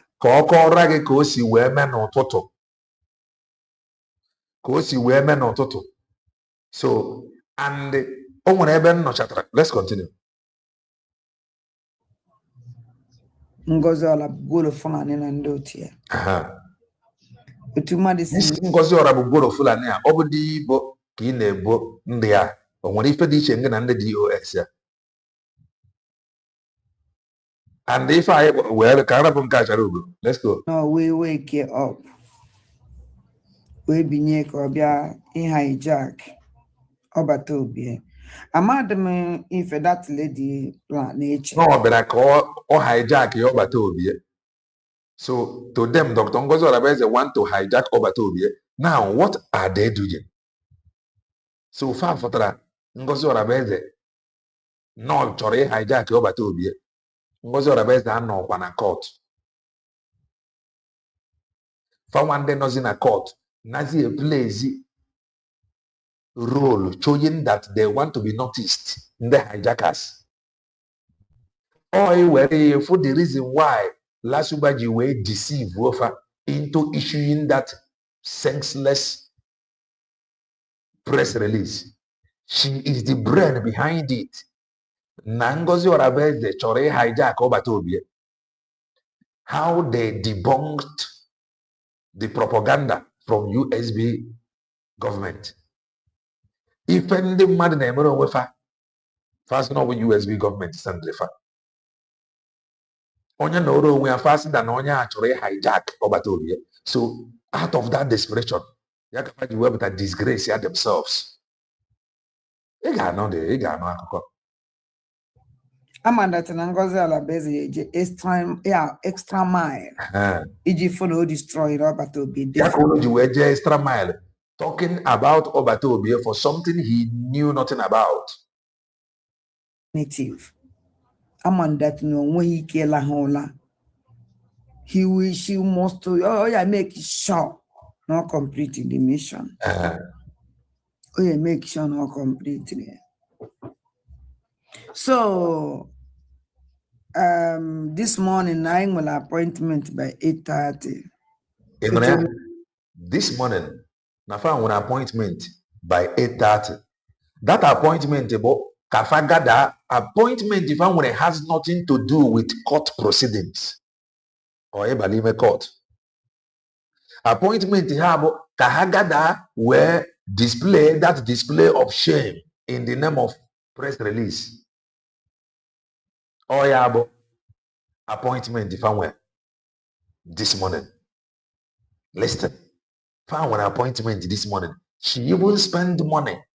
Listen. Maka the appointment.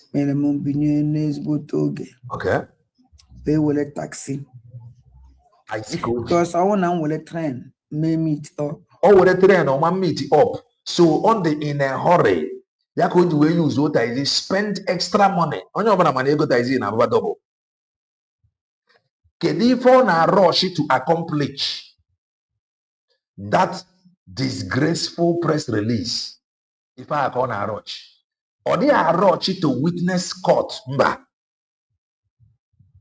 If I rush that meeting, hangara. So now if that disgraceful act, if I call a rush, uregaba, yakoji binye noge, have an appointment, obinye noge, or for no bar train, no gaga late, or whatever boss, or whatever taisi, na rush, kidi an appointment with the president or prime minister of the Finland. Where will a taxi? We move. Okay. We jigide, we lute. Thank God, na lutere n'oge. So mgbe lutere, ụmụnne m anọlọgo ụmụ ka a na-echezi to serve. Ọkwa ya, thank God na o rutere n'oge na mgbe o rutere ụmụnne ya anọlọgo nọọ ya nwa ka a na-echezi eche. So when I tell you that she is the brain, she is the controller, she is the head of that disgraceful act in the name of press release, it is the truth. She is the brain behind it. Don't forget, she said that they counter the propaganda. Dr. Ngozi Orebeze, according to her, Dr. Ngozi Orebeze went to hijack. So for that reason, they have to act fast. And she have said it before now, one of her broadcasts, that let us see how it will go. That Briggy is going to do something. Okay, for now, that be serious because no for people, Branime court, but that name express their joy if you have for Nime court, not what they were doing or discussing when the USB have nothing to do with anybody. They were just expressing joy. Or the boldness far from Nime Obatobia. They were just happy. For that reason, the woman have to now run around now into a press release. Oh, go over there, ya can check. Oh, go over there, ya can check. Ya can check. In Alaka, oh, over late. as their leader and their head.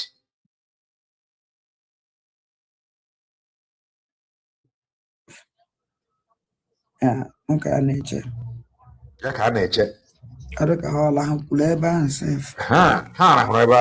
Because So, their leader Nwayi Isiocha na France agbogo ha nna ala anyị ga-agadakwa anyị ga-enwekwa press release yo. So onye ọbụla pụtakwala oge fa agbazi ụzọ pụta ha na hụkwuru di ya fa chọrọ ime press release and you are the leader. mgbe m bịaruziri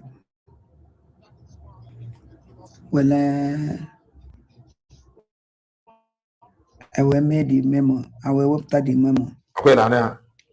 We present the memo to Nkanta nonsense ngozi ala bugolo funani. Okay, Nana. Mgbe ya nwa bịaruziri ya ka a na-eche. Mgbe ya nwa bịaruziri ka eji wepụta the memo. Memo a bụ ihe a hapụrụla phone to counter Orabugolo Fulani according to her. Tamalai, huh?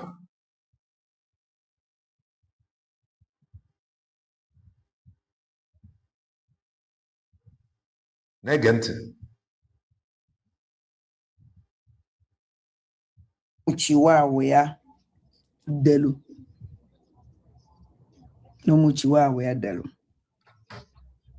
So. Chidubem no, makamele.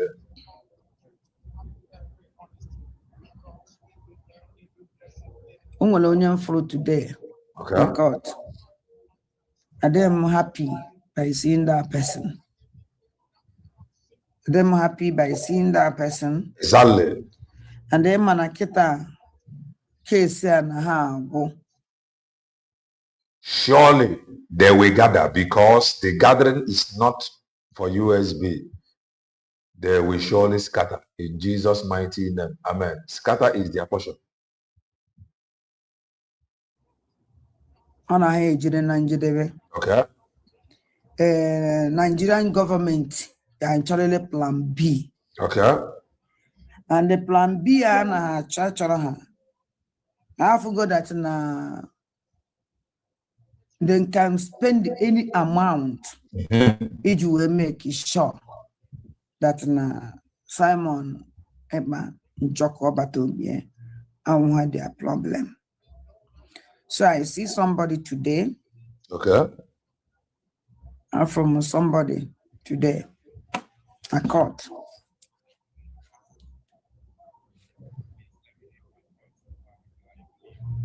Mazi Ekpa Njoko did not ask them to do anything. That is just it. No go story. How the debunking came about. Okay, my program before. Actually, we connect with the programmer. Okay, you got that nonsense family. Mazi Ekpa Njoko has nothing to do with that disgraceful act. Because it can't be a man who is battling for his freedom, telling them, all these adults, to try and be in one accord, to maintain peace, that we are one. How can such a man approve of a disgraceful memo? He did not. And she is the head behind that disgraceful act. So you check that program, how many hours? Join Ayanka. It's more good go no chat, 4 minutes on a easy means to go. Very fair. I'm from somebody today called Kuchi in a magoon. Okay. Echinine magoon on your phone a court. No. You man know your one. How do you try? I buy you. Echinine.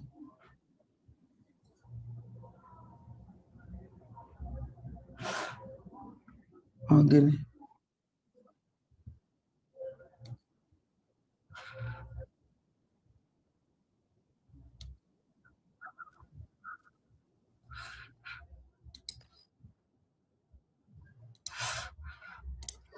There's a certain journalist who went to Enugu from Finland. Oh, story. And finally, if Biafra United, I call a story. The guy is very good. They call eco story. Very, very good. Very good. He wrote an article If one had download ever against the Biafra restoration. Now, go how the memo came about. That memo have nothing to do with Mazi Banjoko. That memo, the brain behind that thing they read, Nwayi Isiocha na France. She is their Oga. She planned it. She moved. She walked up on time. Because of it, she did not board train. She picked ties Goji Wega. That and the that they were already there waiting for her as their leader. And after Kobera Kafa Webtaro,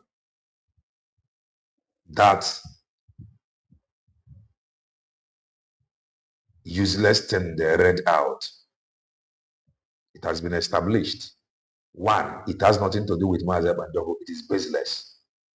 Two, the head, the pilot, their Oga, Nwayi Isiocha na France. I confirm all that. So I guess and our Prime Minister Mazi Simon Ekpa. And that very particular journalist claimed that he met one family in Enugu State where they claimed that it.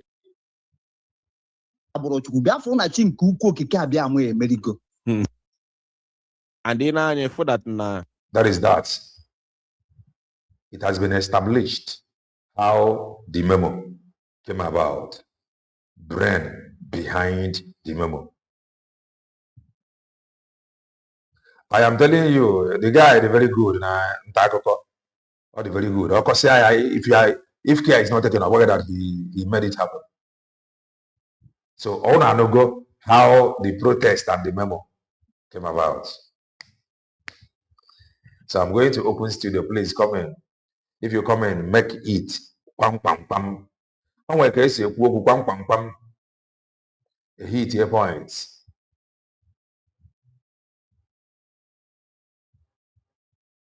Please kindly touch the like button, share the program so that people can see how their memo came about. Memo ndi anyoko. Join is here memo with the Abu Afana.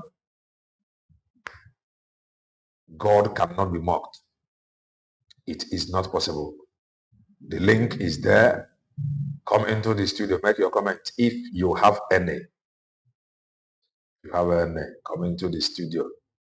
And you're going to go. In some hours time, I am waiting code and carry. Even I ain't about the come, Obi-Wan or Makamele, grab the mic. Dalon, all Biafrans, Kelena, I greet you. No. On a drug is so funny where crash, people need a crash for 2-year-old and 1 year, like kindergarten. Teacher, ne feature Mazi is directing doctors and professors what to do by telling them or actually leading them for them to make some nonsense statement. But my joy of whatever that is going on is that you will see that now anybody that is trying to show how relevant they are actually the ones that have nothing to showcase.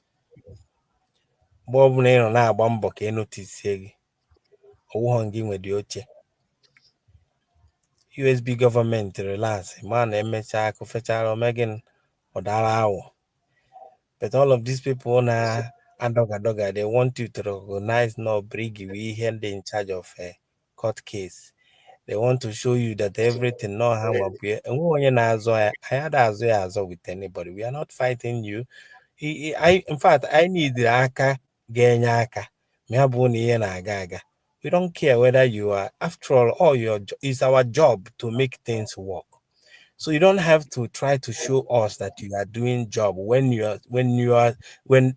that was what you're supposed to do in the first place. Mana o nwere ajụjụ enwere ihe sometimes onye ọbụla nwere ime mmụọ eji afụ ihe supposed to ask themselves a question. Thank God that you made justice to that as well.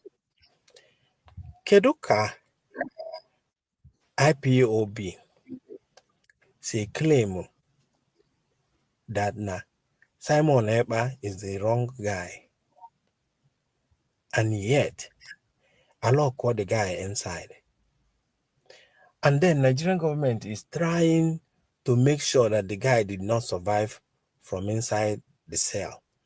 And now, what was your witness here making sure that thing happened? IPOB, we have been represent in Nigeria. Now, be how about you,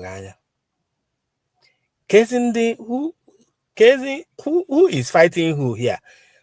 I don't just get it. I can't be in such an organization and such thing is happening, and you still be lying to me that you are doing the right thing. Oh yeah, I know. Yeah. Simon Ekpa is making sure that the world hears your story.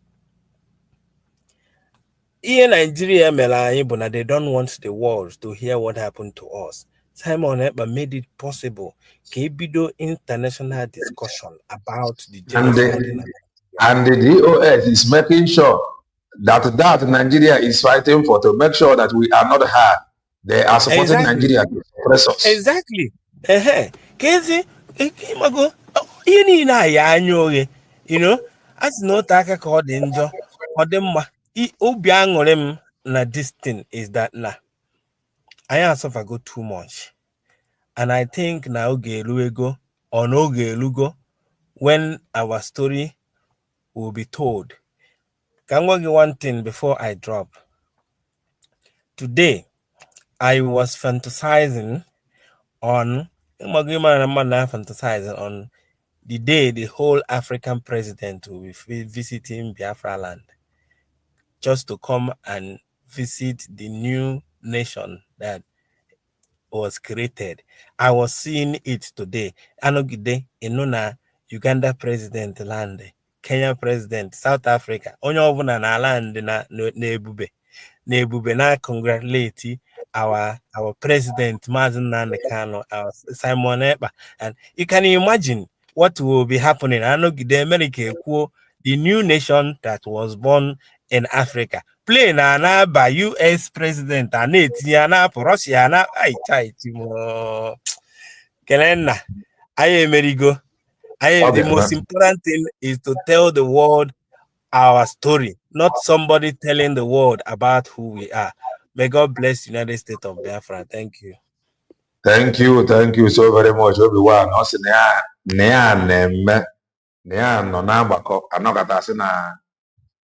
President India kata to one down. Okay, man. That is what Mazi Joko is fighting for. And then that is that. The one top. No, Makamele, grab the mic.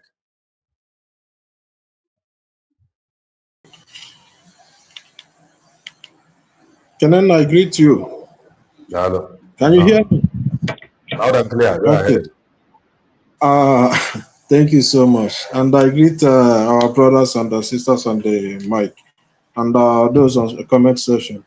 I want to start by thanking those that are in Finland, both from Nwayi Isiocha. It has been from the day one, even before the court proceeding starts, she has been there from the protest till today. She has been there. I want to thank her sincerely. It is not easy. Those that know that is not easy. And from her to the lowest to the highest person that has been in Finland, witnessing this court proceeding live, I want to thank them. And in the same way, I want to thank our Prime Minister that is taking this, like living in his dream, because that is how I see it now. Mazi Simon Ekpa have made it clear before that he's praying and waiting for the day he would take this Biafra to international courts So it has been his dream, and today he's living that dream. It's becoming reality. And at the end, Biafra will surely get, he must surely get freedom, at least from this sentencing. And again, at the end, Biafra will emerge as a free nation. And I want to thank Dr. Ngozo Abeze for standing her ground, even in the midst of all this trial. At least for me, I have never heard her say, Mazi Simon Ekpa told me do this. Mazi Simon Ekpa called me. Mazi Simon Ekpa give this instruction, do this, and these people is not doing that. She's not living like that, just as Simon Ekpa was not living as Mazi Nnamdi Kanu told me do this or do that. The only thing Mazi Simon Ekpa said was Mazi Nnamdi Kanu asked Biafrans to unite and stop fighting each other. That was it. And let me come to this press release. These people, they are just, if you watch the program of this Ada Adosho, if you watch her program before this press release, she was kind of fighting herself, saying that Briggy, we must fight back, we must counter this. And all of a sudden, the next day, this thing happened. So it is not just you saying it, Kerena, that she's the brain behind it. She has boasted, and you have shown the evidence that she's the brain. Even if she was making joke about it, that it looked like they sleep in that court, because she came there and she met them. It looked like they sleep there. So maybe she was making joke about it or not, but all is good. She is the brain behind it, because she is the first person that talked about something about it. So that aside, these professors, I don't know in which area their professionalism depend on, but what they are displaying now is so shameful. It is so shameful that a woman who cannot speak English to defend herself, it's controlling you, that call yourself professor in English, that call yourself professor, you speak English, you write memos. But this lady that cannot read something on her live program, she always wants someone to read something for her on live program. The same lady is controlling you now, because she's no more trying. She has succeeded in bringing you guys out. Remember, when you guys came out and said you are not fighting anybody, you have no problem with anybody, that Mazi, you people are the legal team of Mazi Simon Ekpa. That is where you guys started. When you break away from Imam Madabo, and you claim that you are the legal team of Simon Ekpa. Are you still on the same legal team today? Or have you added the extra job to the job that you were given? Because you, Bryson Okoma, that is the guy, Mr. Okoma, you came online and told Biafrans that everybody, every department, every group should focus on their tasks. I watched that program on Progress the Analyst. You came online and told every group to focus on their part, not to fight each other. That your work and your group work is to focus on the legal team. Are you still focusing on that legal team? Or are you trying to take over Briggy as a whole? Even though we have not, at least we have moved away from Briggy.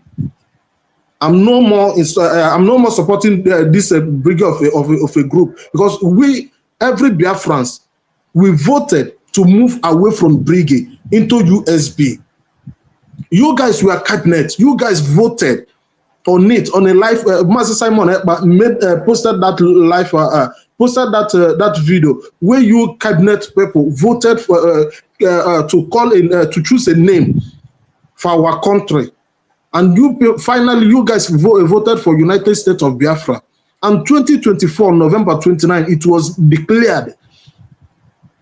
Even some of your group at that time was saying that you are the one who declared Biafra, not Dr. Ngozo Abeze. So after dragging who declared Biafra and who did not declare Biafra, you are still telling us today that we did that you did not declare Biafra again. That we are still in that USB. You called yourself a professor. All these things we are doing online. I want to ask you a question. Does it make sense to you? You guys should stop this deceiving our people. Those that don't know what transpired that time, some of them might believe you, and I can see the desperation in you guys. For you guys to align with this woman that have cost all of you, not once, not twice. This Ada should have cost all of you on a live program, and today all of you have aligned with her in desperation, because that is what I see. You guys are desperate to get followers, but believe me, you guys will not succeed in this pattern you guys are going in.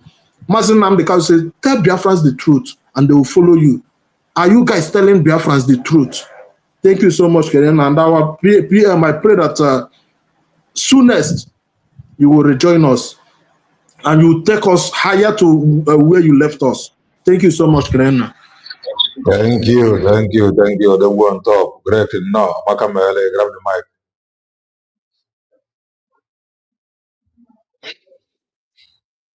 Yeah, Mazi, good evening, Kalenna. I'm happy to see you again today. No. Thank you, Biafrans. My greetings to all the Biafrans. My greetings to Biafrans in Finland, those who went to assist our PM and stand with PM and standing with Biafra. May God bless you. May God bless Mazi Nnamdi Kanu. May God bless Tatonga Zarabeze. And may God see our PM through and see Biafra too in this case. Because Simon Ekpa Njoko being in prison, Biafra is in prison. We all are in that prison. And that is why we call upon the Most High, who have the power to release the man held by any tyrant. We can do as a human being, but he tells Zerubbabel that this mountain cannot be removed by power. It cannot be removed by wisdom and knowledge of man. But all these mountains can be rolled away. All the obstacles can be rolled away only by the Spirit of the Most High. And we call upon the Spirit of the Most High to roll away these mountains standing before Biafra, standing before Simon Ekpa, standing before the Igbo blood that being shed every day. I am not happy, Father. Let your will be done. Because your will is that we shall be happy as your children, that we shall be free. Your will and your thoughts go beyond human being. Let that your thought you said, Father, take absolute control. Enough is enough. That your children that are called by your name shall be free. That is our prayer this hour through Christ our Lord. Amen. Mazi Kelenna, ihe na-ewute m so bad. Ihe na-ewute m so bad. A sị na enwere nwoke si na ọ bụghị na edina ya nwunye ya ka ọ ga-enyi ya nwaanyị ihe na-ewute m, mana ihe a gwara ya. Ihe a gwara ya wee mee gịnị wee dina ya. Ka ihe a gwara enwere ike gwa anyị na-enweghị ihe di ya bụ na di ya onye ya nwoke enweghị ihe o dubiri na enwe ojishishi. La di ya bụ 1 minute man. Na di ya bụ na mgbe mgbekere eri.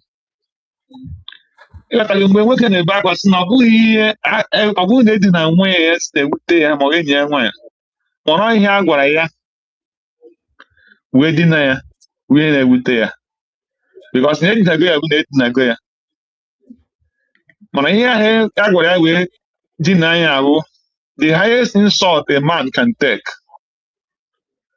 Mgbe somebody will look unto you in your eye, look unto your eyes and tell you do whatever you can. Onye bụ nne gị Because releasing this memo yesterday, after I was in your program yesterday, and later I joined the program. I have night shift. I will be leaving in a few minutes from now. So I joined program with my brother Kai, and I was bittered before that program. But when Mr. Henry, I think Mr. Henry from Japan, entered that program, my anger comes a little bit down. Why? Why did my anger come down? My anger come down because a person that is surrendering herself with our PM called Chioma Okoma is a damn demon and criminal. Because I don't believe anymore that she's just being stupid. But rather, these are cooked up to make sure that Simon Ekpa did not come out. If you like, believe. If you don't like, don't believe. So, how can somebody come out? Somebody who put a lawsuit against Ogenkere concerning Brigi in the High Court in America, that Ogenkere may be claiming Brigi that does not belong to him. If you remember your program yesterday, I said that Tangazo Reweze continue obeying the order of the PM for not suing anybody. Who have the right to sue any person is Dr. Tangazo Reweze and United States of Biafra. And before I proceed, I will be here standing that my prayer is heaven hear our prayer and release Mazi, Simon Ekpa. Heaven hear our prayer and make sure that our PM is released. So when he comes out, we see the decision he will take and will have right as a citizen to question. Then, but if these evil people succeed in their plan, not releasing, I will be the first person that will tell Dr. Ngozo Reweze and the cabinet to sue any person that is in concern for any reason from now. I will be the first person to say, anyway, come on US. Yes, Greg. I get men cover about also I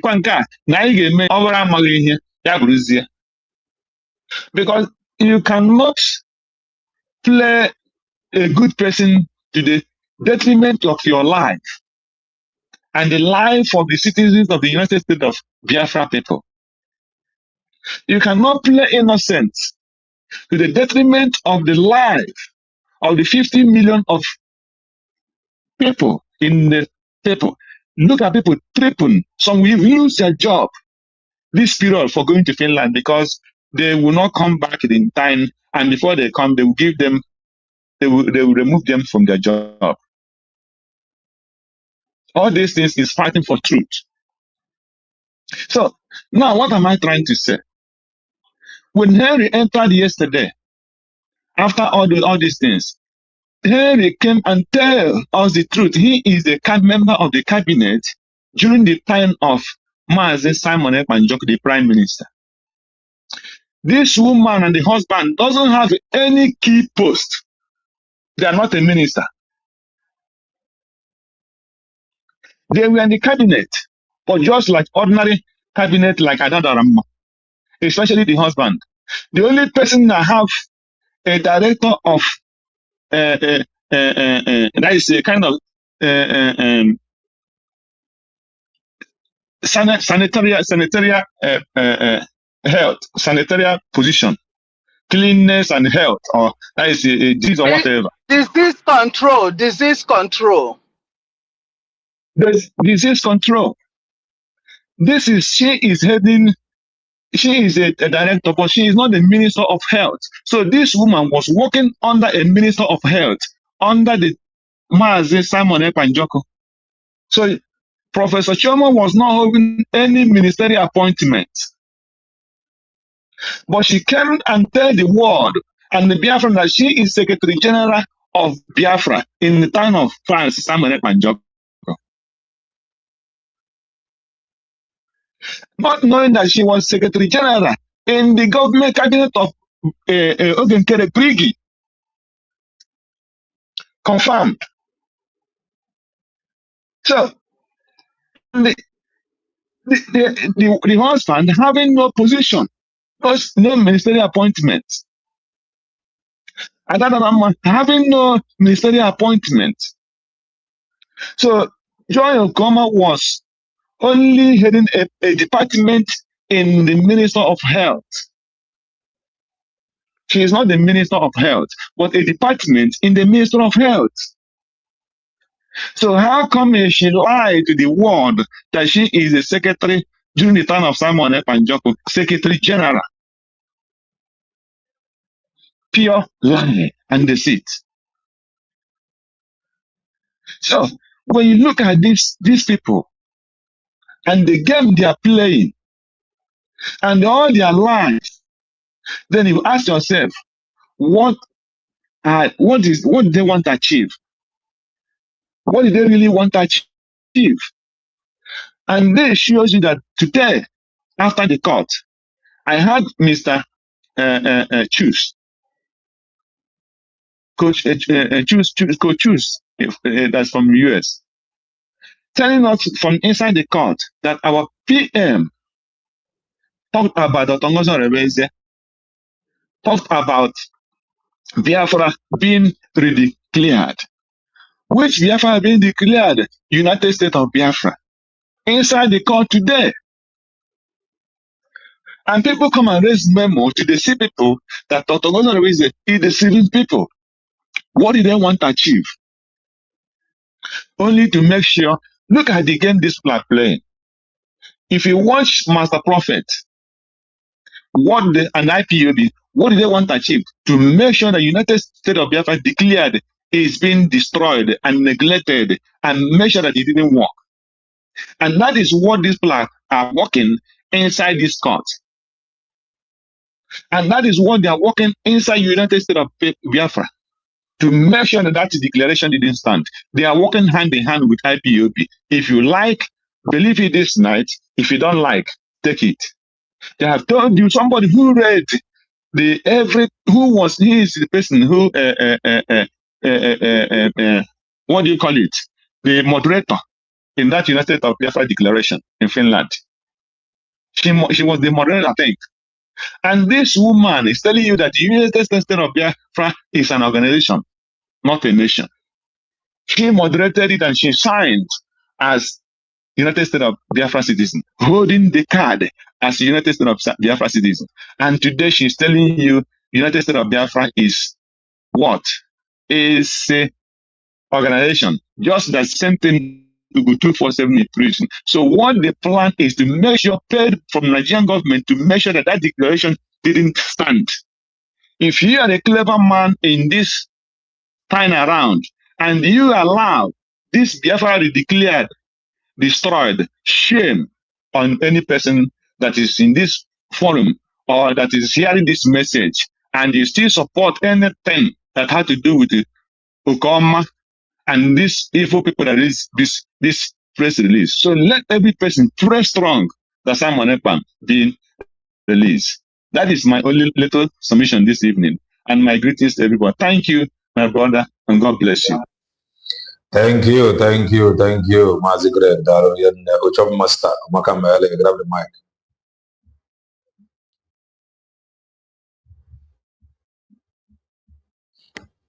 Yeah, Mazi Kelen Nandewo. Dalo. Onye isi ọrụ ka ewu mana ebu mmụọ na-eti onwe gị ghọta gị mgbe o ji mata gị imepe ụzọ si ndị mmadụ bataba ọgwa nọ metara gị onye fụ nya nọdụ n'ilo eji akpọchi ụzọ kpọchizie ike n'obi siri ike ndewo. I greet everybody, my brother Greg ndewo. I think Madam Origin is here. I greet you, Mazi Obi-Wan, Honorable Obi-Wan, my brother. So special to me. I thank you. And I greet all Biafrans according by their time zone. Mazi Kelen, thank you very much. You just came out of program a couple of hours ago and you started this one. That's very nice of you. mana o nwere ihe igwe nwaanyị Isiocha mgbe ọ na-enye nsogbu ihe ọnya si biko nya mere ihe nne etu si dị ya mma nwanya zele ụmụ ihe ụfọdụ o kwere ya ezele wee gwa ya na ị nwere efe ị nwere ezigbo efe so ị nwere nwanne m jide ka iji na onye asịnyara jide ka o ji mana ka o ji maka onye asịnyara ka o ji mana ka o ji adọrọ mma. So yesterday, Mazi Kelen, I said it in my brother Archive channel that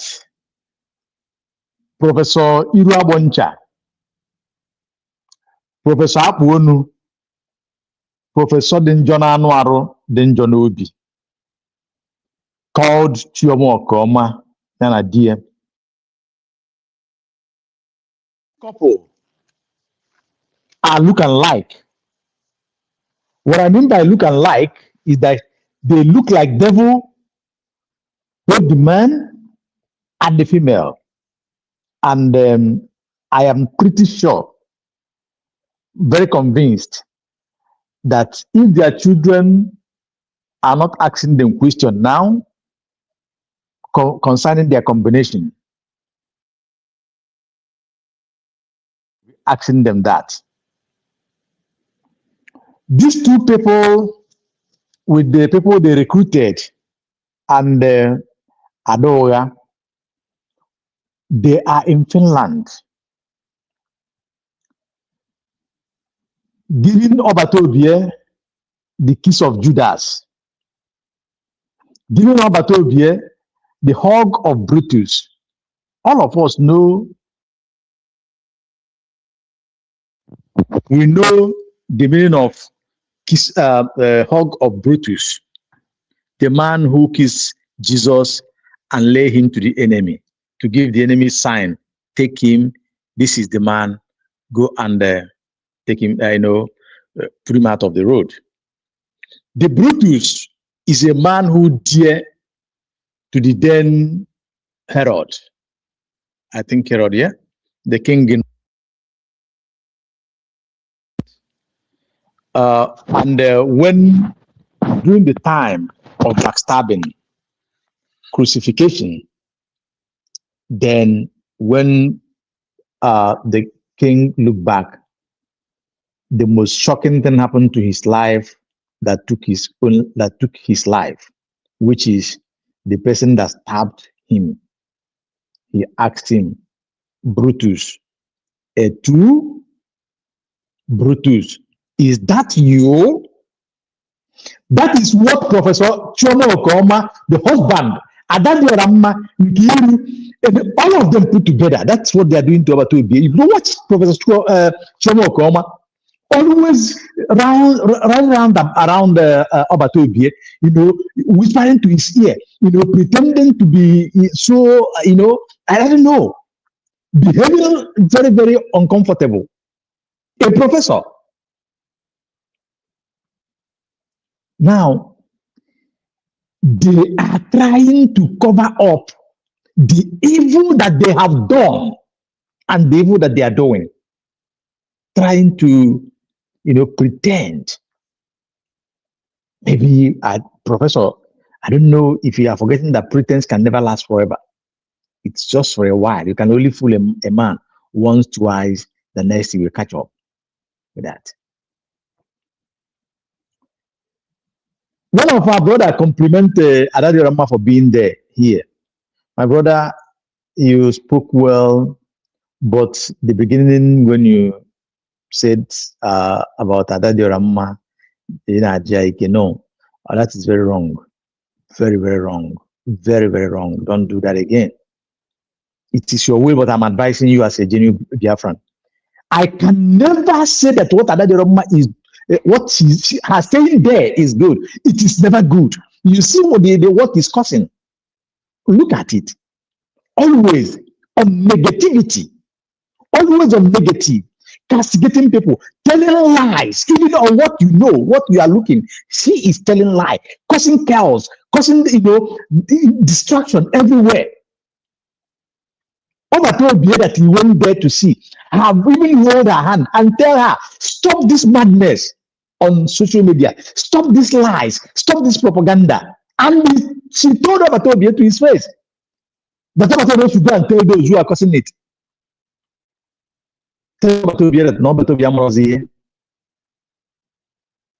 you truly love Obatubia, I don't think you will be happy with that confrontation. This is not first, this is not second, this is not third. And immediately she came out, there right in the court, she begins to fight everybody. The other time she slapped Ajere. I'm not supporting Ajere, but at least because of what we are fighting for, because of this man being in prison for years, because it doesn't look good, it doesn't portray good when you are in the court, you're behaving like a mad person. So Adade Rama have nothing to compliment her for. Adade Rama was given 1,900 by a unknown person to be in Finland. After 2 days, she claimed that the card or the money lost, and the same unknown person give her extra $1,000 or euro. My brother, that will give you a very red signal on her mission there. Adade Rama submitted a letter that you don't know the content and those who gave it to her for the first time. The second time they submitted this last one, Biafrans are not aware of the content of that letter. Have you asked yourself, what is going on? It's not everybody that's saying nine kibine nigbe. So I don't look at them because of how they put tie, they are running around Obatubi and shouting this and that. No, go beyond that. These people, these men, they are evil. And I want to tell us here, I want to remind us, these people are not truly fighting what we are fighting for. These people you see there, Chioma Okoma and the husband with Adende Rama and Nkiru, they're all of them. They are not for the freedom of Obatubi. It is open. Look at the press release that the cabinet members are releasing. Look at how they interview themselves. Look at how coordinated they are. Look at how peaceful they speak.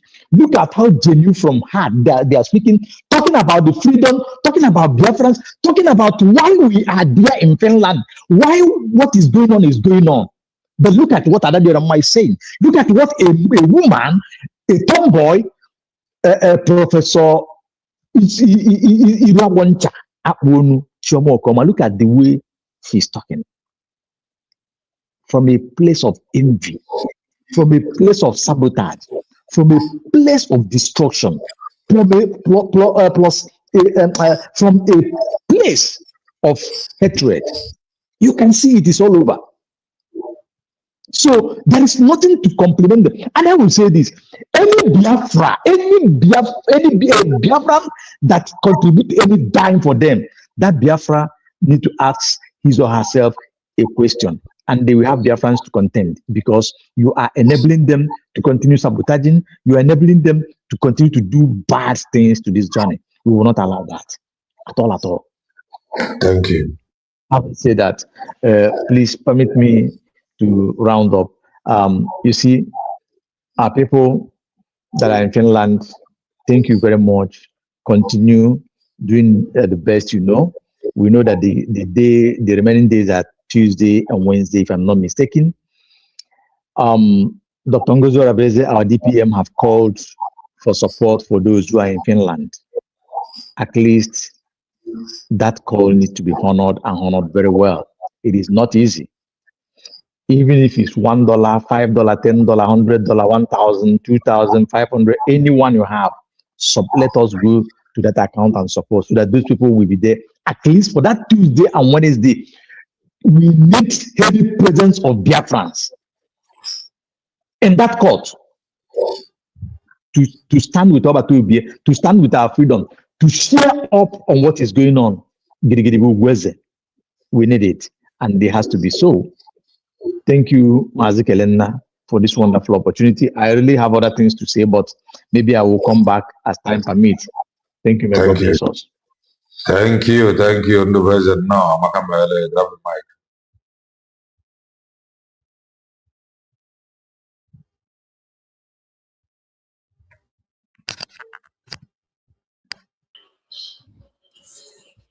Hello, Mazi Kalenda. I greet you, thank you. Emanda na o nwere ihe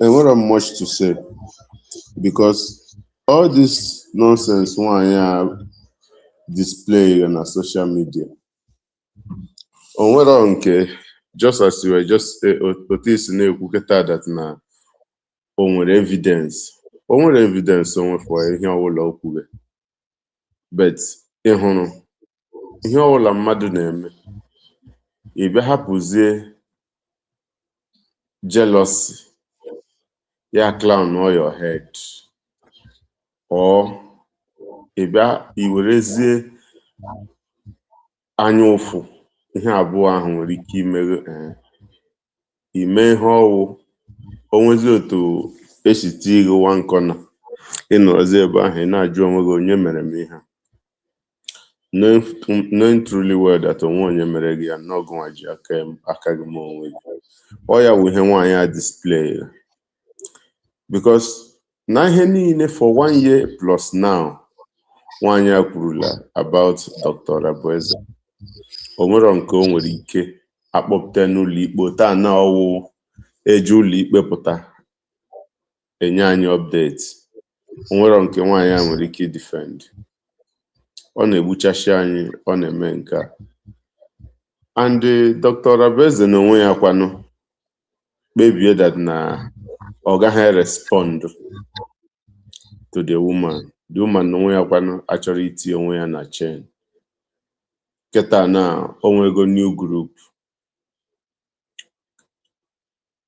ọ na-afịanụ ya ahụ ọkpọ mmadụ ọsị ụmụ chiwawa Ngozi ji kpojuo social media ya nwego chiwawa nke ya ọntụnụ ya maka a na-echezi ka ọ bịa ka before okwu ebido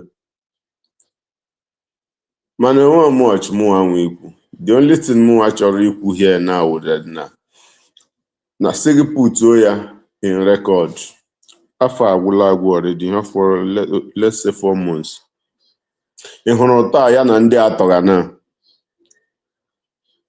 afọ ọ ga-ahụ ọgwụgwọ afọ a ụtọ ya na ndị atọga na ịma onwego mgbe imege program ga-esi that na ebe ọla dị ụma ngara na ọwụsasịa ya pụtakwa ọkwa the same thing ihe ga-eme ị hụrụ ma nna m asị ya wụ ikuku nna ya ọha niile enwe nke ga-anọ afọ agwụ oye ka apụta mana for all this because that na anyị ncha nọ ekwubuele m okwu a the other time that na mgbe before anyị anụ aha Mary Chike Alex Dislasuba ọ ya wụ mgbe ahụ ị na-eme program na-asị that na enyesilekwa onwe gị na ị ga-ejide aka na ayọn mgbe ahụ ka ị na-ekwu okwu ayọn na eziokwu nwaanyị a tiri onwe ya na chen mgbe ahụ the woman bịa tiwe onwe ya na chen mana ozugbo ahụ ọ bịa nụzie that na Mazi Ekpa sị na onye akpọla ibe ya eje court onye mere nke a the woman na-adọkakwara left for me eziokwu m niile si Dr. Abueze ya tii nwaanyị a na chen once because anyị ncha nọ na social media na-aṅa ntị ọwụ anyị nwa ahụgaghị ihu m nke m ji na-ekwu anything but for a fact that na ozugbo ahụ ekwuru okwu a nwaanyị ahụ juru ya oyi mgbe man ya from US sịrị enyi ekwekwala n'onwe that one nwaanyị ahụ sụrụ ya mgbe ahụ all this mkpọmkpọ oku ọ mmadụ ka a na-akpọ ya mkpọmkpọ oku a karịala siti nwaanyị a na chen just otu ahụ esi wepụta afọ ahụ Lasuba apụtakwa ebe a na kpọpụta nwaanyị a na court ọkwasị ya nọ Paris ya apụta ebe a bịa gbakwa n'aka ebe ihe ọma otu esi na-egbukwanụ ụmụ aja ya because all this nuisance nwaanyị a na-ekreti na social media mkpọmkpọ oku a karịala ma o nwegodi onye ọzọ o nwere mgbe ọkwa Rose si na ya ga-eteki onwe nnọọ onye okwu ruru n'ọnụ si okwupụgodinu si kpọpụtagodinu nwaanyị a ka nwaanyị akọwatatụrụ anyị ndị egbuchige ndị a niile ka ele ma nwaanyị a ọ ga-eji nwayọọ kwere onwe ya ugwu maka na ihe ọwụkwa mgbe ọbụla ọra bụ nke a na nke ọzọ ọ dịgo too much. Ọ mmadụ ka a na-akpọ ihe a nwunye mmadụ ihe mma mmadụ otu a ka m si ekwu nke m ọ nwunye mmadụ ọ mma mmadụ ọ dịghị mma na asịkwa nke udo chia akwụkwọ adad na onwe onye udo ahụ nwe onye ọ sọrọ nsọ because for ya nwa ebe ya nwa na onwe ya ekpebikwele that na udo agaghị adị. O nwere mgbe o nwere program play because ana m anụ olu nwaanyị ahụ karịa na this your platform. Ọ sịrị that na ya masịgodi ya na ndị niile mgbe udo na ọwụwụ ya na nke ọkwa Dr. Abueze ka ọ kpụ n'ọnụ. Ọ ya wụ the same okwu ahụ ị na-ekwu that na o nwere ndị ọwụ ya ha nwa ahụgo that na ha tie isi here now they have a lot a better part to play for the restoration of the nation we are talking about. But because of all this mkpọmkpọ okwu onye rukwe nna nwanne ya ala azụ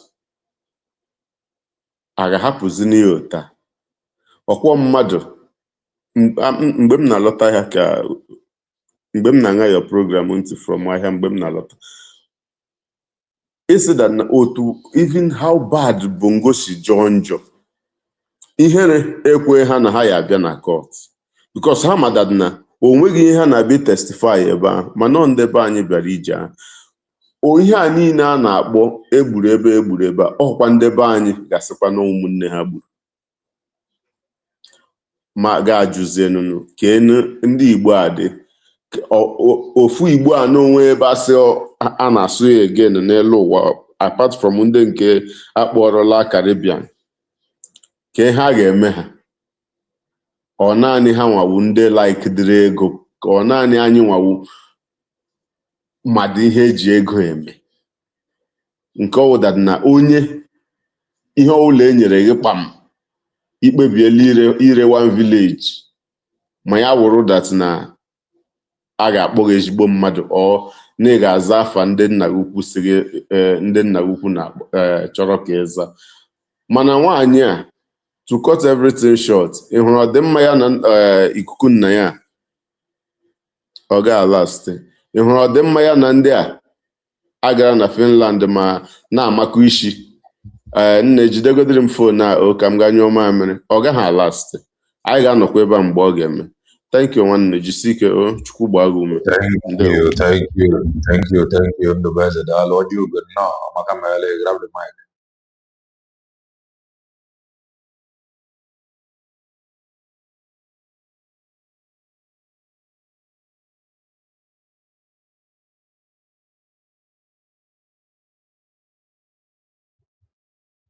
Ajugo, can you hear me?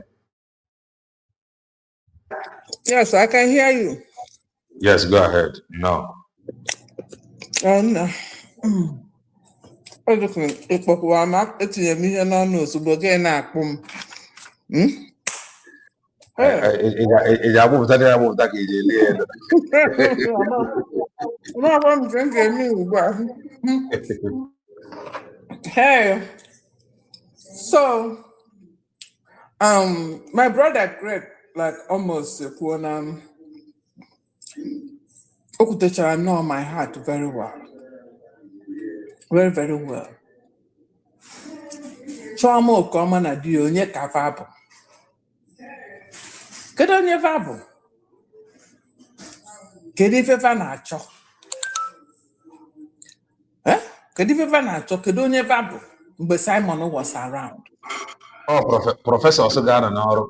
A whole damn professor and doctor in a position in unu na brigade. A whole professor. Na kedu ti esi nwe professor? Ime nyi ezigbo ọrụ kara aka. Ịma na o nwere question mark. Big question mark. Enwe big doctor cabinet niile a enwero nke enyere ya. If you know a big question mark, but you can't jina na you can't know for ajuju. Could even many na nwoke ma bo PM on a church. No way position on your eye, could even meru. A church no position again, no a professor or director of disease and control. Under somebody, disease and control is a big department. So one department came another person, another department. That is all you able. And if you remember, Lazuba told us, no, now we general meeting, the cabinet, a former OES member. The inner caucus, we may say meeting. If you go ever belong.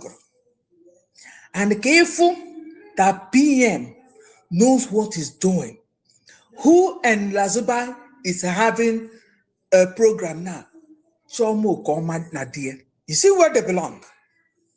That's why they put all of them in that general platform, because it's not cabinet, it's a general platform. Father Deba within the media. MMM general something, Ekpa. The real people not this men came meeting. Are they not ashamed of themselves? Now, like if you could come if you're hearing my voice, Pukene Afra Ekpunisi. Pukene Afra Ekpunisi. Mekene another enweki kesi bread ya iru. Bread ya isi keta. Iru ga potato. Mmadụ na-enwe ife na-efe itie. Ịnọ n'ijọrọ njọ nwanyị na ọkwa na jeje buru afro karịrị gị jeje buru n'isi everyday afro. Amanya ma ọ bụ onye isi ukwu atọ. Ihe amakwa ma ọ bụ onye isi ukwu atọ. Iti mmadụ ịtọ. That is it's so appalling. I didn't ask any deal on Africa because in a very bụ anya fụ na Chomo ka ụmụ akarịrị Debirono. If I work without telling you,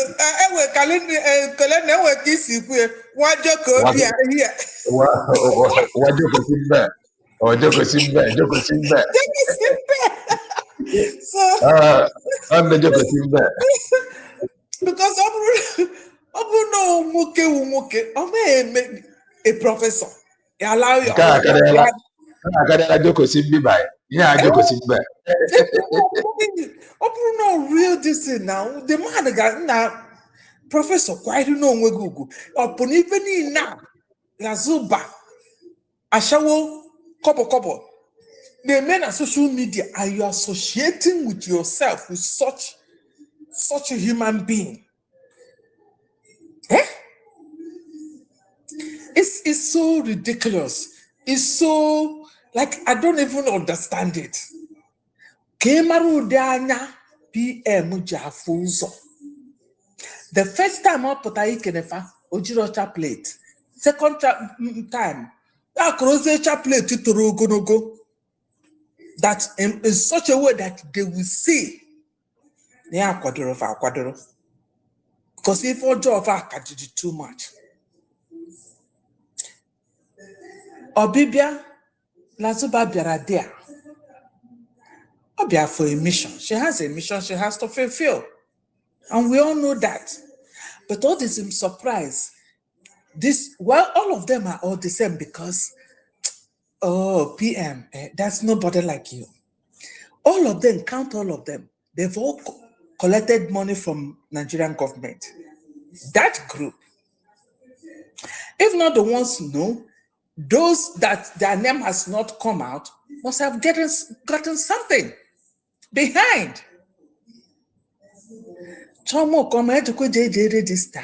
No collect go from Nigerian government and Lazuba they are aware of it. Makam mmiri geri o geri fani negba. Geri fani negba. So, hey Jenna, we've seen them all. We know whom they are. ma ndị na-adịrị apụta bụ very well na social media anyị apụtago va niile apụtago anyị afụsịkwanụ va fụ ka shape va niile dị fụ ka academic level va dị fụ ka ndị niile nwere lawyer certificate from Nigeria, all of them we've seen it all. We've seen it all. Ikuku ekuona anyị afụ n'ike ọkụkọ. Asị m Chukwu nna nwere ife ọjọọ anybody jiri bịa there to hurt Simon Ekpa ga-adị ile. O nwere ife ọjọọ. Ndị be anyị na-echefu kene na mma o wetere pikchọ mgbe ọ dị nwatakịrị obi ọfọnadị. Ọ bụrụ na enwere ife ị na-echeta cheta nwoke ndị a pikchọ were ya wee na-ada onwe gị ọdụ. Lazoba ekwuru anụ okwu ọ gwara na-ama ijiji ma ịpụta ị na-eme vuga. Nekene akwa Eggman kụwara. Kedu onye o mere affect? Eggman and Lazoba. Immediately. Go check it. Kwa niile nọ na social media. Ọ kụwasịrị agha. Amara m how many days o ruru. Lazoba turned to Ogenkere. Now, but the egg is bothering two of them. Kedu onye ọzọ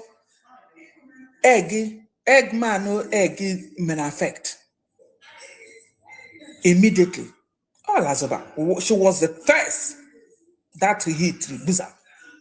Okay, matter how strong God. Ochongolok. Shame on her. Even agadi wine. A better name you because have been in a health field, a better name that she's acting out of depression. And if it's not properly controlled, it will end in a very bad way. A better name a better name no. I just because she's treading on a very, very bad way. And it will hit her so bad. Yes, it will hit her so bad. I've seen it. It will hit her so bad. Thank you so much, Kalena. And God bless you. Bless everybody that truly travel to Finland for the sake of PM Simon Ekpa. And God bless those who will contribute to sustain those who are there. And God bless those who have a mind to do so, but they are not financially buoyant and they are not able to be there, but they have a good heart to do it. God bless each and every one of you. And mighty God blessing to Dr. Ngozi Orebeze, who stood firm in all this earthquake, heavy earthquake, tornadoes. She stood her ground. And God bless you, Helena, and your family for standing on the faith. And all Biafrans who follow that light, the true light. We are citizens of United States of Biafra. The government cannot do 100% what we want. They do some, they will not do some. We citizens have the right to talk, to say, hey, government, you're not treating us well. Why can't you have it like that? Why can't, if it's something they can do, they do. If it's something they cannot do, we'll find a way out. But we have that right. They are our government. And it's the government of the people by the people. Colombia, this United States of Biafra that these human beings are destroying, it is in the S-handle of Simon Ekpa. He stated there categorically with the 40th state of Biafra, United States of Biafra. The government, he said he felt that he feels like climbing the tree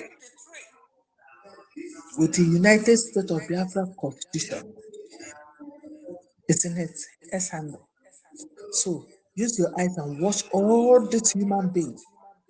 90% of them came from IPOB. Thank you so much. God bless you. Thank you, Ojugo, Mazi Silvanos, Omakamele, grab the mic. It has been a while.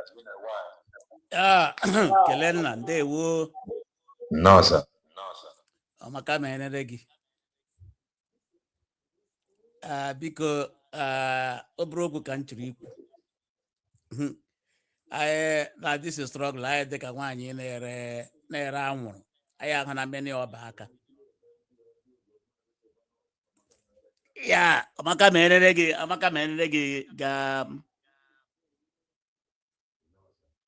Yeah, so this is struggle.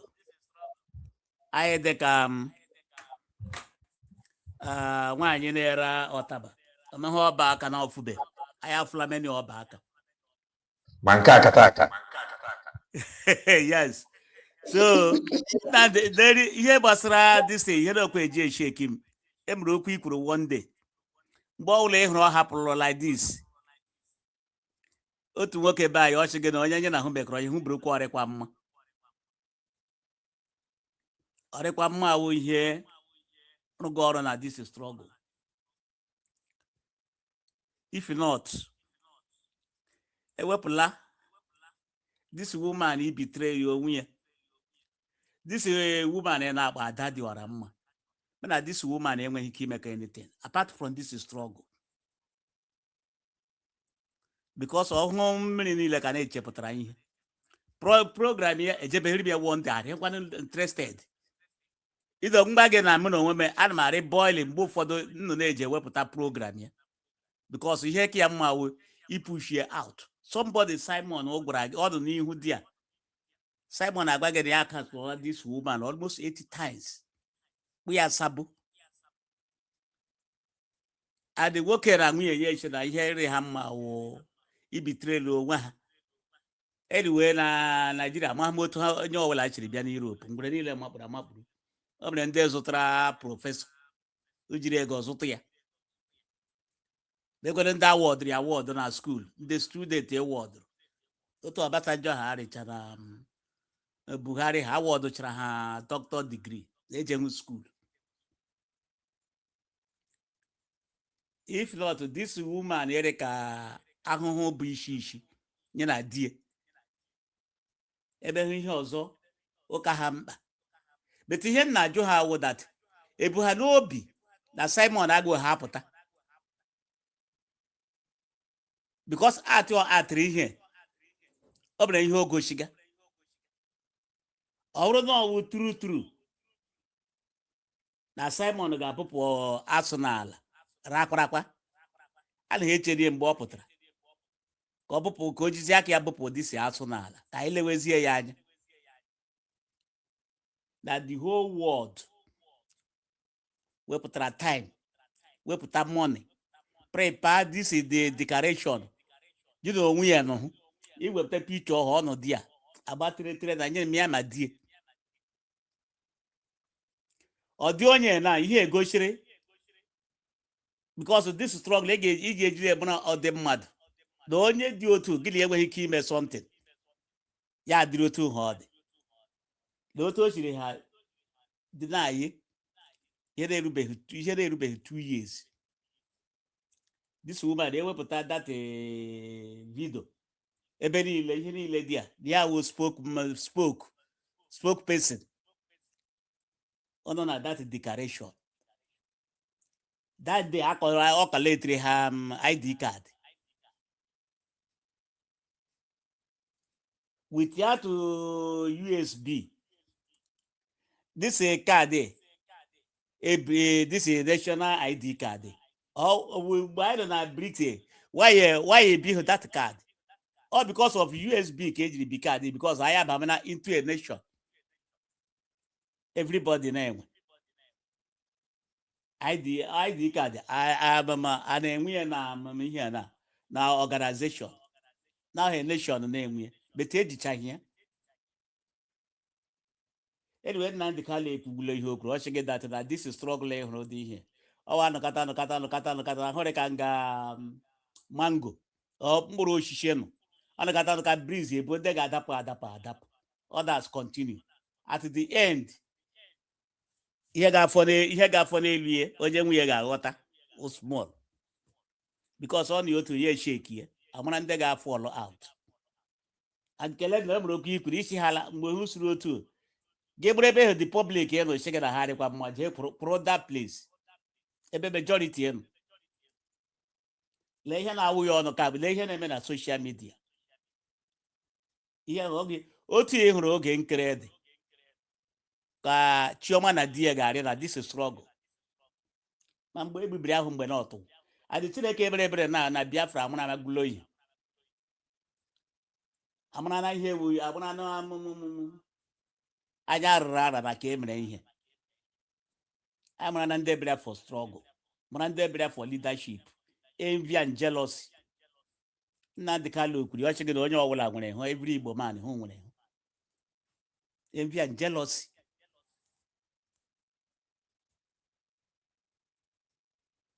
adị ndị na-eme ihe ijekwa ha that position agaghị ha arụlie agaghị emelikwa reten na ya but always fight ndị wepụtara time ime ihe anyị na-ahụ na this struggle fight ndị ga-eme gị isi ha bịa meekwa agaghị eme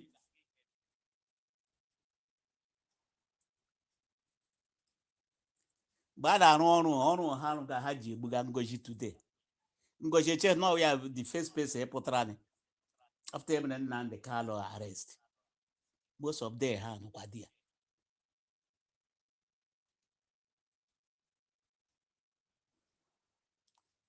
lee ihe ọzọ m chọrọ ịgwa gị ewu that when those who are fighting the grace must surely receive the disgrace. Those who are fighting grace will at the last receive disgrace.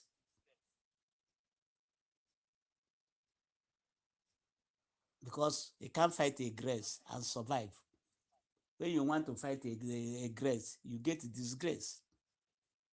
Watch this woman and her dear. A family. Girls who ha ga-atụrụ ụmụ ha. Get record ha ga-enye na this history of Biafra. Ụmụ ha ga-agụta. Because ihe niile ga-emecha happen na paper na books. Njem anyị na-eje ihe a ga-edechiri akwụkwọ. But ka ihe their generation ọ ga-agụta. Ya. Ọ dịghị njọ. Mmadụ ideny. Because he hated somebody. Otu ka ha chiri echiri je ihe that day ihe na-eme. Nwaanyị so na mbe o so na mitri. Mgbe a kpọrọ oge nkere m ya agbalaga. Vam esi ihe hụrụ vam na-eme na. Ọ na-arepia damage control.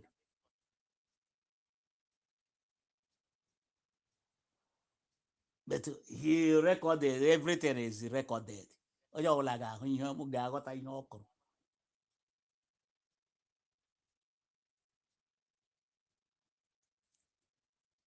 Because Adadi Oramma kwuru apart from this struggle, onye ọbụla na this struggle na-elufu ego. Ndị jiri ego enwere ha mission ha jiri ga. Because Adadi Oramma ahụ onye ga-sponsor onwe ya. Europe anyị sponsor onwe for almost 2 weeks na ya nọ na Finland. Ọ mere ihe kara ahụ ebe ha ghọtara mkpụrụ ha riga.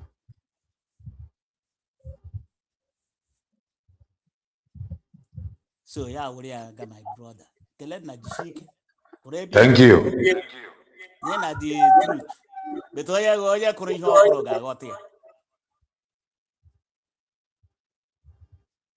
At the end, otu ka ha ga-eji apụshi otu ka ha ga-eji adapụ. Nnamdi Kanu kwuru ya. Ọ sị na this struggle ho 3 nhara mkpụrụ anụkata breeze bụ ndị ga-adapụ. Others continue. O jiri onye program and what to this thing eji adị.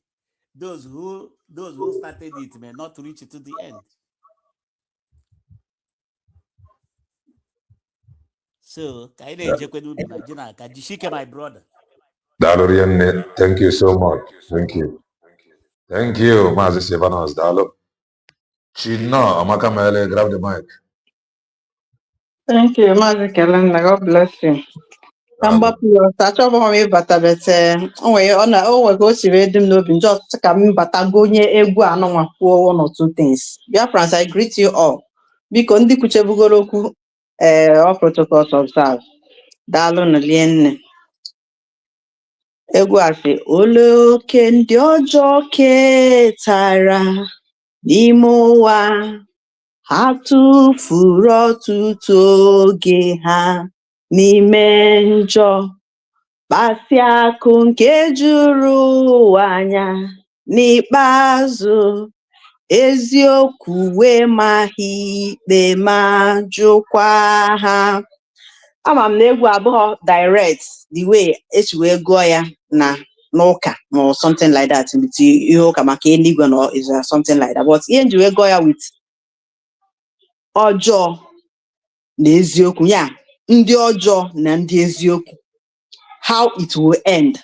And I use that method to generalize it so that it will not just be like Biafran alone, but for anybody who might hear it, just consider yourself whether you are a good person or a bad person. You must belong to one. Imam sigi, imam bekita gwamna iburo onye ọjọọ, ibokoro onye ezigbo mmadụ. No, you must choose one. Yeah, ikpe mala eziokwu aka azụ dị ya. Are you part of ndị aka azụ? Mana ọ bụrụ gị na-ekwu against against ndị ọjọọ. Mana indirectly you are part of them. Achọghị m ikwute okwu aka because m na ụmụaka m. So ihe ji okwu wee bata na dị ise ihe na-abụ achọrọ m ịgwa ndị na-ege m ntị okwu. Ọkwa ịfụ na ihe ekwugo m ya before, mana ihe ọ ji adị maka anyị na-repeat ihe anụnwa bụ ka ihe hapụ ịdị na confuse, ọ ka hapụ ịga ikwukwe na ngaramara at the last. Our brother kele ndị na-ada ekwu that when the men undermine the truth, there is consequences that are with. It doesn't matter kike o si adị difficult. Ọkwa ịfụ njem a ngwa gị na ma fube the handwork of spirit man am na atụ ash because it has to see at the end they will fall woefully. In all obido bota obido from the time Mazi na kan banye n'ihe a o nwere onye ọbụla bụ onye ụgha aka nsị a na ha bụ ọnụ till today. Ha meche at the end of everything they will fail where they will regret. Mana ihe nji wee bata bụ ka ngwa anyị na just the way Mazi Simon, even though that in the DOS I can about even this new fourth one, they are not still in support, even though they have but yeah, they are not talking anything about how to make a way forward. They just want to be stagnant in fact, onye na-anaghị ege USB research or another platform again, but real Biafra TV one in a say a lot of things because on a research here to the way that ever confused you must understand it. Okay, America in know maka today. Well, also not I think 80,000. I think 80,000 among those who follow their declaration on back. Now we are there now. We know what they are getting. Hansa life sentence. Like sorry, death sentence. On a quick also is not came na away to go. Anya soro kita na no nya ka de ihe na game mana is likely maka nke anya ka godelen ndị any other country very difficult because of our own. Ana na aki akita dịka egwu ka na egwu.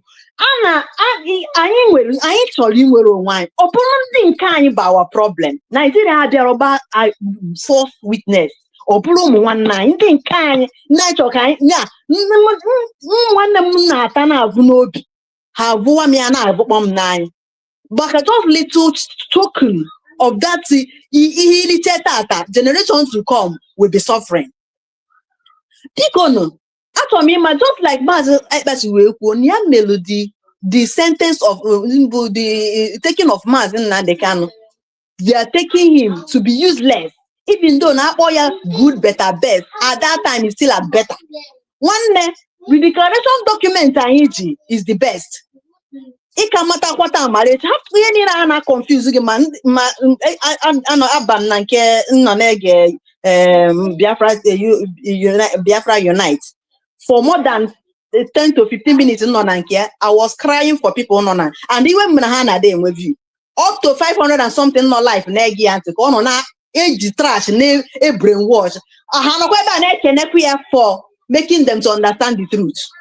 I don't know how to now go on Bible so say gina imirikiti ka akpọ mana one na ole ka arọta is happening in our own time. Many people will perish. And gina no numta ekwekwane ka ebo part of it because it must surely happen in our own.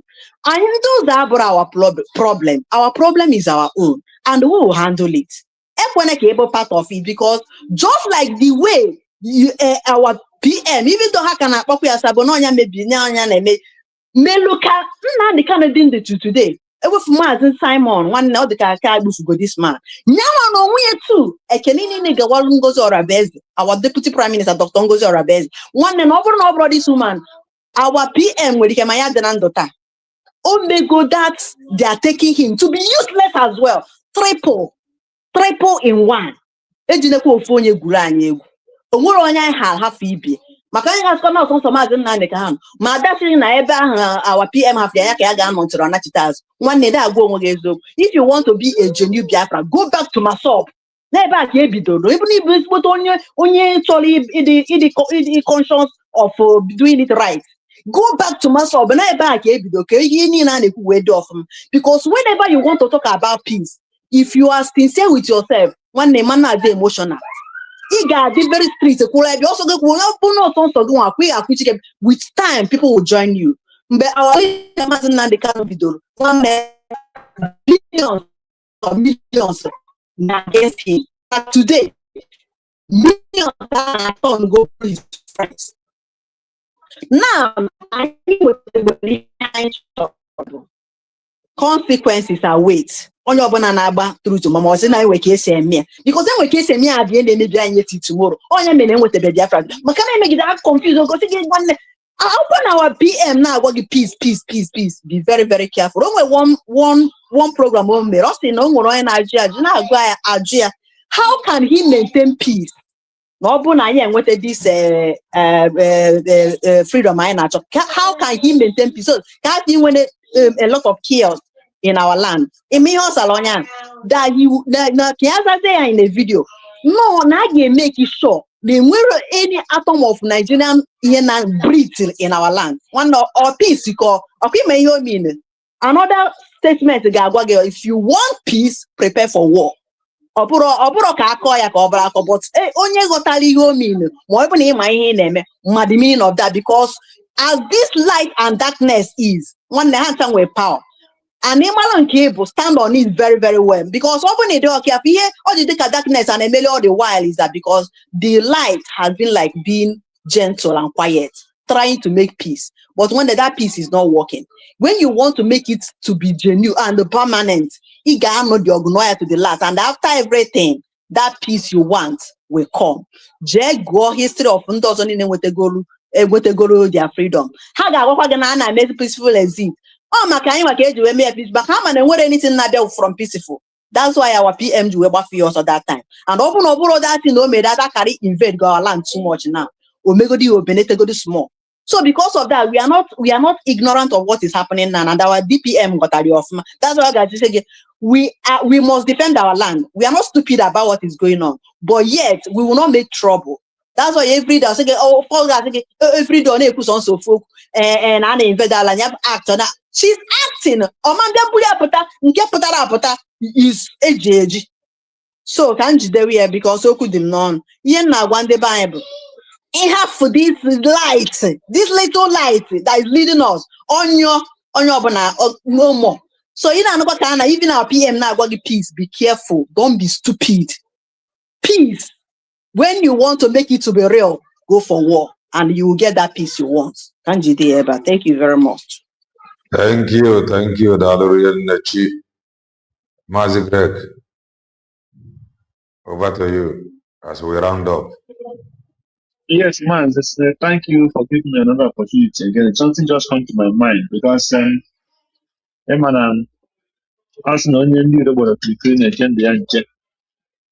if you do not protect your egg will break. So what I want to alert the Biafrans this evening again is, I will need to check here. Majority of them that have joined 100 men that called by Kanu Takanu, telling you there is no thing like United States of Biafra. Many of them who are gone, their leg is in United States of Biafra, their leg is in IPOP.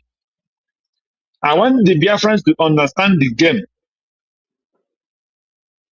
The game is to keep Mazi Nandukan in the prison and keep Simon Ekpa in the prison and make sure that this Biafra, they did not succeed to stop the declaration on November 29, 2024. They want to use these people to destroy it. And once they succeed, Biafra will not have opportunity again. I'm telling you before God. To get that opportunity again, to have self-referendum, to be able to do what Simon Ekpa did is impossible. For us to allow this thing to be destroyed, it is impossible. And you can wait from now to the next, the kingdom come, as they say it. UN is not coming to give you anything like referendum. They are not coming to give you anything like referendum. This is 100% Nigerian government agent to make sure they destroy this United States of Biafra declared. If Biafrans allow it, if Biafrans allow it, we are destroyed. If you are a Biafran, stand up and defend this cause. I'm telling you the truth. I don't care whoever that is concerned. I don't care about Dr. Ngozi. I don't care about any cabinet. I don't care about any person. But I'm telling every Biafran today, listen, stand up and defend this Biafra declared. If you allow it, we are gone. If you believe, I want you to remember this hour. It's 10 o'clock here. Mark it. If you allow this thing to die, the Biafra is dead. Except you refuse it. Thank you, Mazi, and God bless. That's the only message I want to pass. Good night. Thank you so much, Mazi Great. Now, I want to tell us, Akadere Buchionwa. Imanaji Agwegu. Ake Buchionwa me. Ihe n'igwe kwuru na ọ bụ ya ga-eme. Onye pụrụ ikpuchi ọnwa akara ka m. Aka ekpuchi ọnwa mee. Aka dịrị ekpuchi ọnwa. Eziokwu bụ ọnwa. Eziokwu bụ ihe. Eziokwu have no competition. Eziokwu na-akwụ ọtọ. Eziokwu na-enwu dịka ọkụ. The Bible says that light shineth in darkness. Or say that darkness comprehend it not. Ebe ọbụla darkness dị, ihe bata ya, darkness awa. That is truth for us. Mazi Ekpa is the truth. Everything put to go in place. Roar of man, and it is the truth. USB declared it's not the making of Dr. Ngozi Arabez. No. Mazi Ekpa and all of them voted collectively for that very declaration. And I want to tell us, nobody can destroy USB declared. Nobody can. Emeria many years ago. However, now I nwere olileanya na Mazi Ekpa na-apụta. Emeria many years ago. However, now I nwere olileanya na ọ bụrụgodị na ọ pụta na by this time next year na ọ ga-apụta. Nobody can destroy the truth. The truth is that the redeclaration happened. That is the truth. So onye gbasakwa leka ogazuo ike.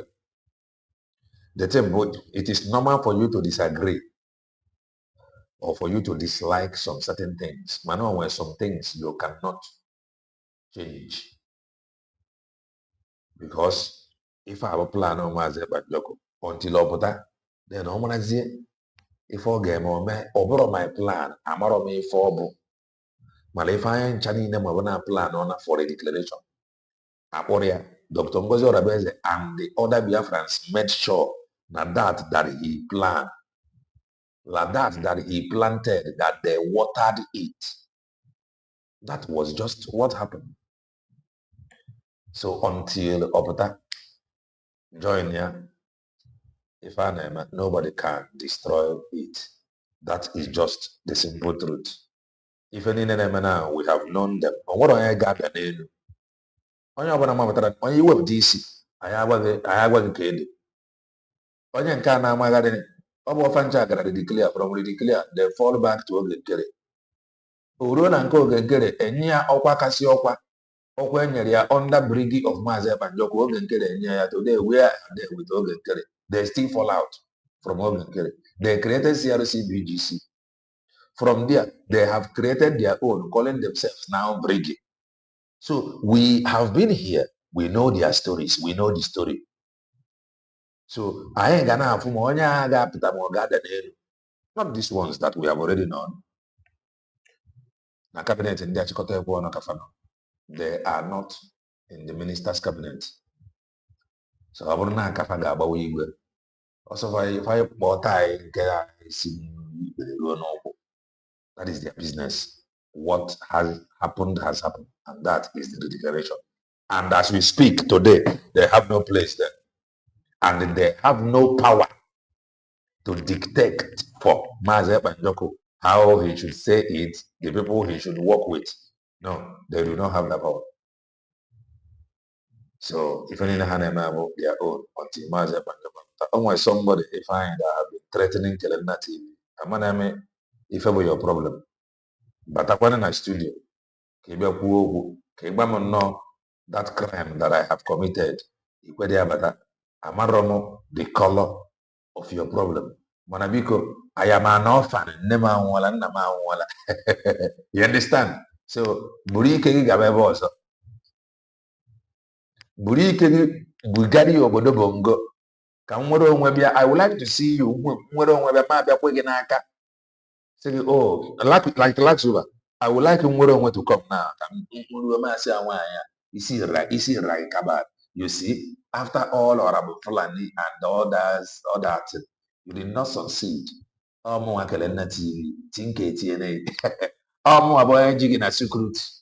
I want to see this kind of things. I'm not a freedom fighter. That is why that I am your fellow freedom fighter. No, I'm not a freedom fighter. And you are not a content creator. So why what have I done to you? Nothing. So why don't go? Eligwa amaghị nani maka na ọchụ nwa ọkụkọ nwa ada nwa ọkụkọ nwe nwa ọsọ onye na-achụ onye na-adịghị ife omere ya enwa bụ onye a na-afụju anya nwa ọkụkọ bere na ngige na egwu ọkụkọ na egwu ọmaka mere igbo mere all over some streets ụmụnne anyị chiore anyị love starting from Jinaduru ọmaka mere eze Chiwege tụwara gị nzu n'ọgwụ nwanne m nwoke Michael from the UK ọmaka mere nwanne m ọmaka mere David no daalụ afọ m aka gị ọmaka mere eze Chiwege tụwara ụlọ nzu n'ọgwụ ka nna agwa gị Benjamin ọmaka mere anyị ga na-eje na ụbọchị nje okwu ama nkwu anyị ama ndị niile na-achụ anyị ga-ada ọgịnị ọ dị n'ọfọ kedu ose ọjị m ndị niile si na ọ bụ Kelenna TV bụ their problem instanta mụ na ife mụ na ya kwuru wee bịa ụwa mụ na ife mụ na ya na-eme ụwa will become their problem ndị niile si na Kelenna TV bụ their problem mụ na ife mụ na ya kwuru wee bịa ụwa mụ na ife mụ na ya si n'ụgbọ bịa ụwa mụ na ife mụ na ya na-eme ụwa That would be a problem. I saw them go create one, I saw them go crack one. Yeah, boss, sorry. Then they go na nwere onwe nke a na ọ ga-abịa. Ihe anyị na-ekwu nke bụ eziokwu nke dị obtainable na social media. La nke bụ eziokwu na nke ikpeazụ a, like nke ikpeazụ a now currently bụ na oisi elere anya ọdịda. No, yeah, was the chief cornerstone, the rejected stone by the builder. I ain't for the fulfillment of the word of God. No guy in our own time and dispensation. Mazi Isiocha, whom they see or saw as a stone that is not fit. A stone no gaba no building. Huh? Nwa Abakaliki ọkwadia. Oh ya bụ onye na-ebute anyị gwara ndị ọcha na-enye ndị ọcha akwụkwọ ndị ọcha dere banyere Biafra. Is God not wonderful? Akwụkwọ ndị ọcha dere banyere Biafra o were ya na-enye ndị ọcha na-agwazi ndị ọcha na befa na fa ga-agba mbọ tiri anyị aka mee ka ya chọọ gbakwuo obodo Bongo ka fa mee ka ya chọọ na fa na-respect treaty fa bara into fa bụ signatory to osisi eze na anya ọdịda or rejected stone. Only God can do this. No man can. Only God can do this. Aka mmadụ amemmenwe ya. N'ezie na aka mmadụ batara ya ka ọ dị. Aka mmadụ batara ya batara ka abịa megide aka bịara ebe ịzọpụta anyị. Ọ ya bụ aka mmadụ batara ya. Aka mmadụ batara ya bụ aka ọjọọ, aka ndị amoosu. Ọ ya bụ aka mmadụ batara ya. Mana n'ezie ya for the invincible hand of God. Aka eze Chiokike abịa ama n'ike dị ire ọ nọ n'ọrụ. Chukwu ama nkwe ka ikpe mee eziokwu a maka na ikpe ọbụla mara eziokwu aka azụ dị ya. Chukwu abịa ma jeburu anyị ụzọ kpere anyị azụ chụwara anyị ajọ mmụọ chụọrọ anyị ajọ mmadụ. Nọrọ anyị n'iru nọrọ anyị n'azụ nọrọ anyị n'aka nne nọrọ anyị n'aka ekpe nọrọ anyị n'elu nọrọ anyị n'ala anyị anọrọ n'etiti obi esi anyị ike.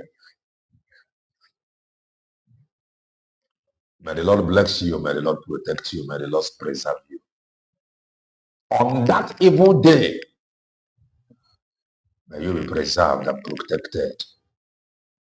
Now, here's the truth. Stay blessed. Bye for now.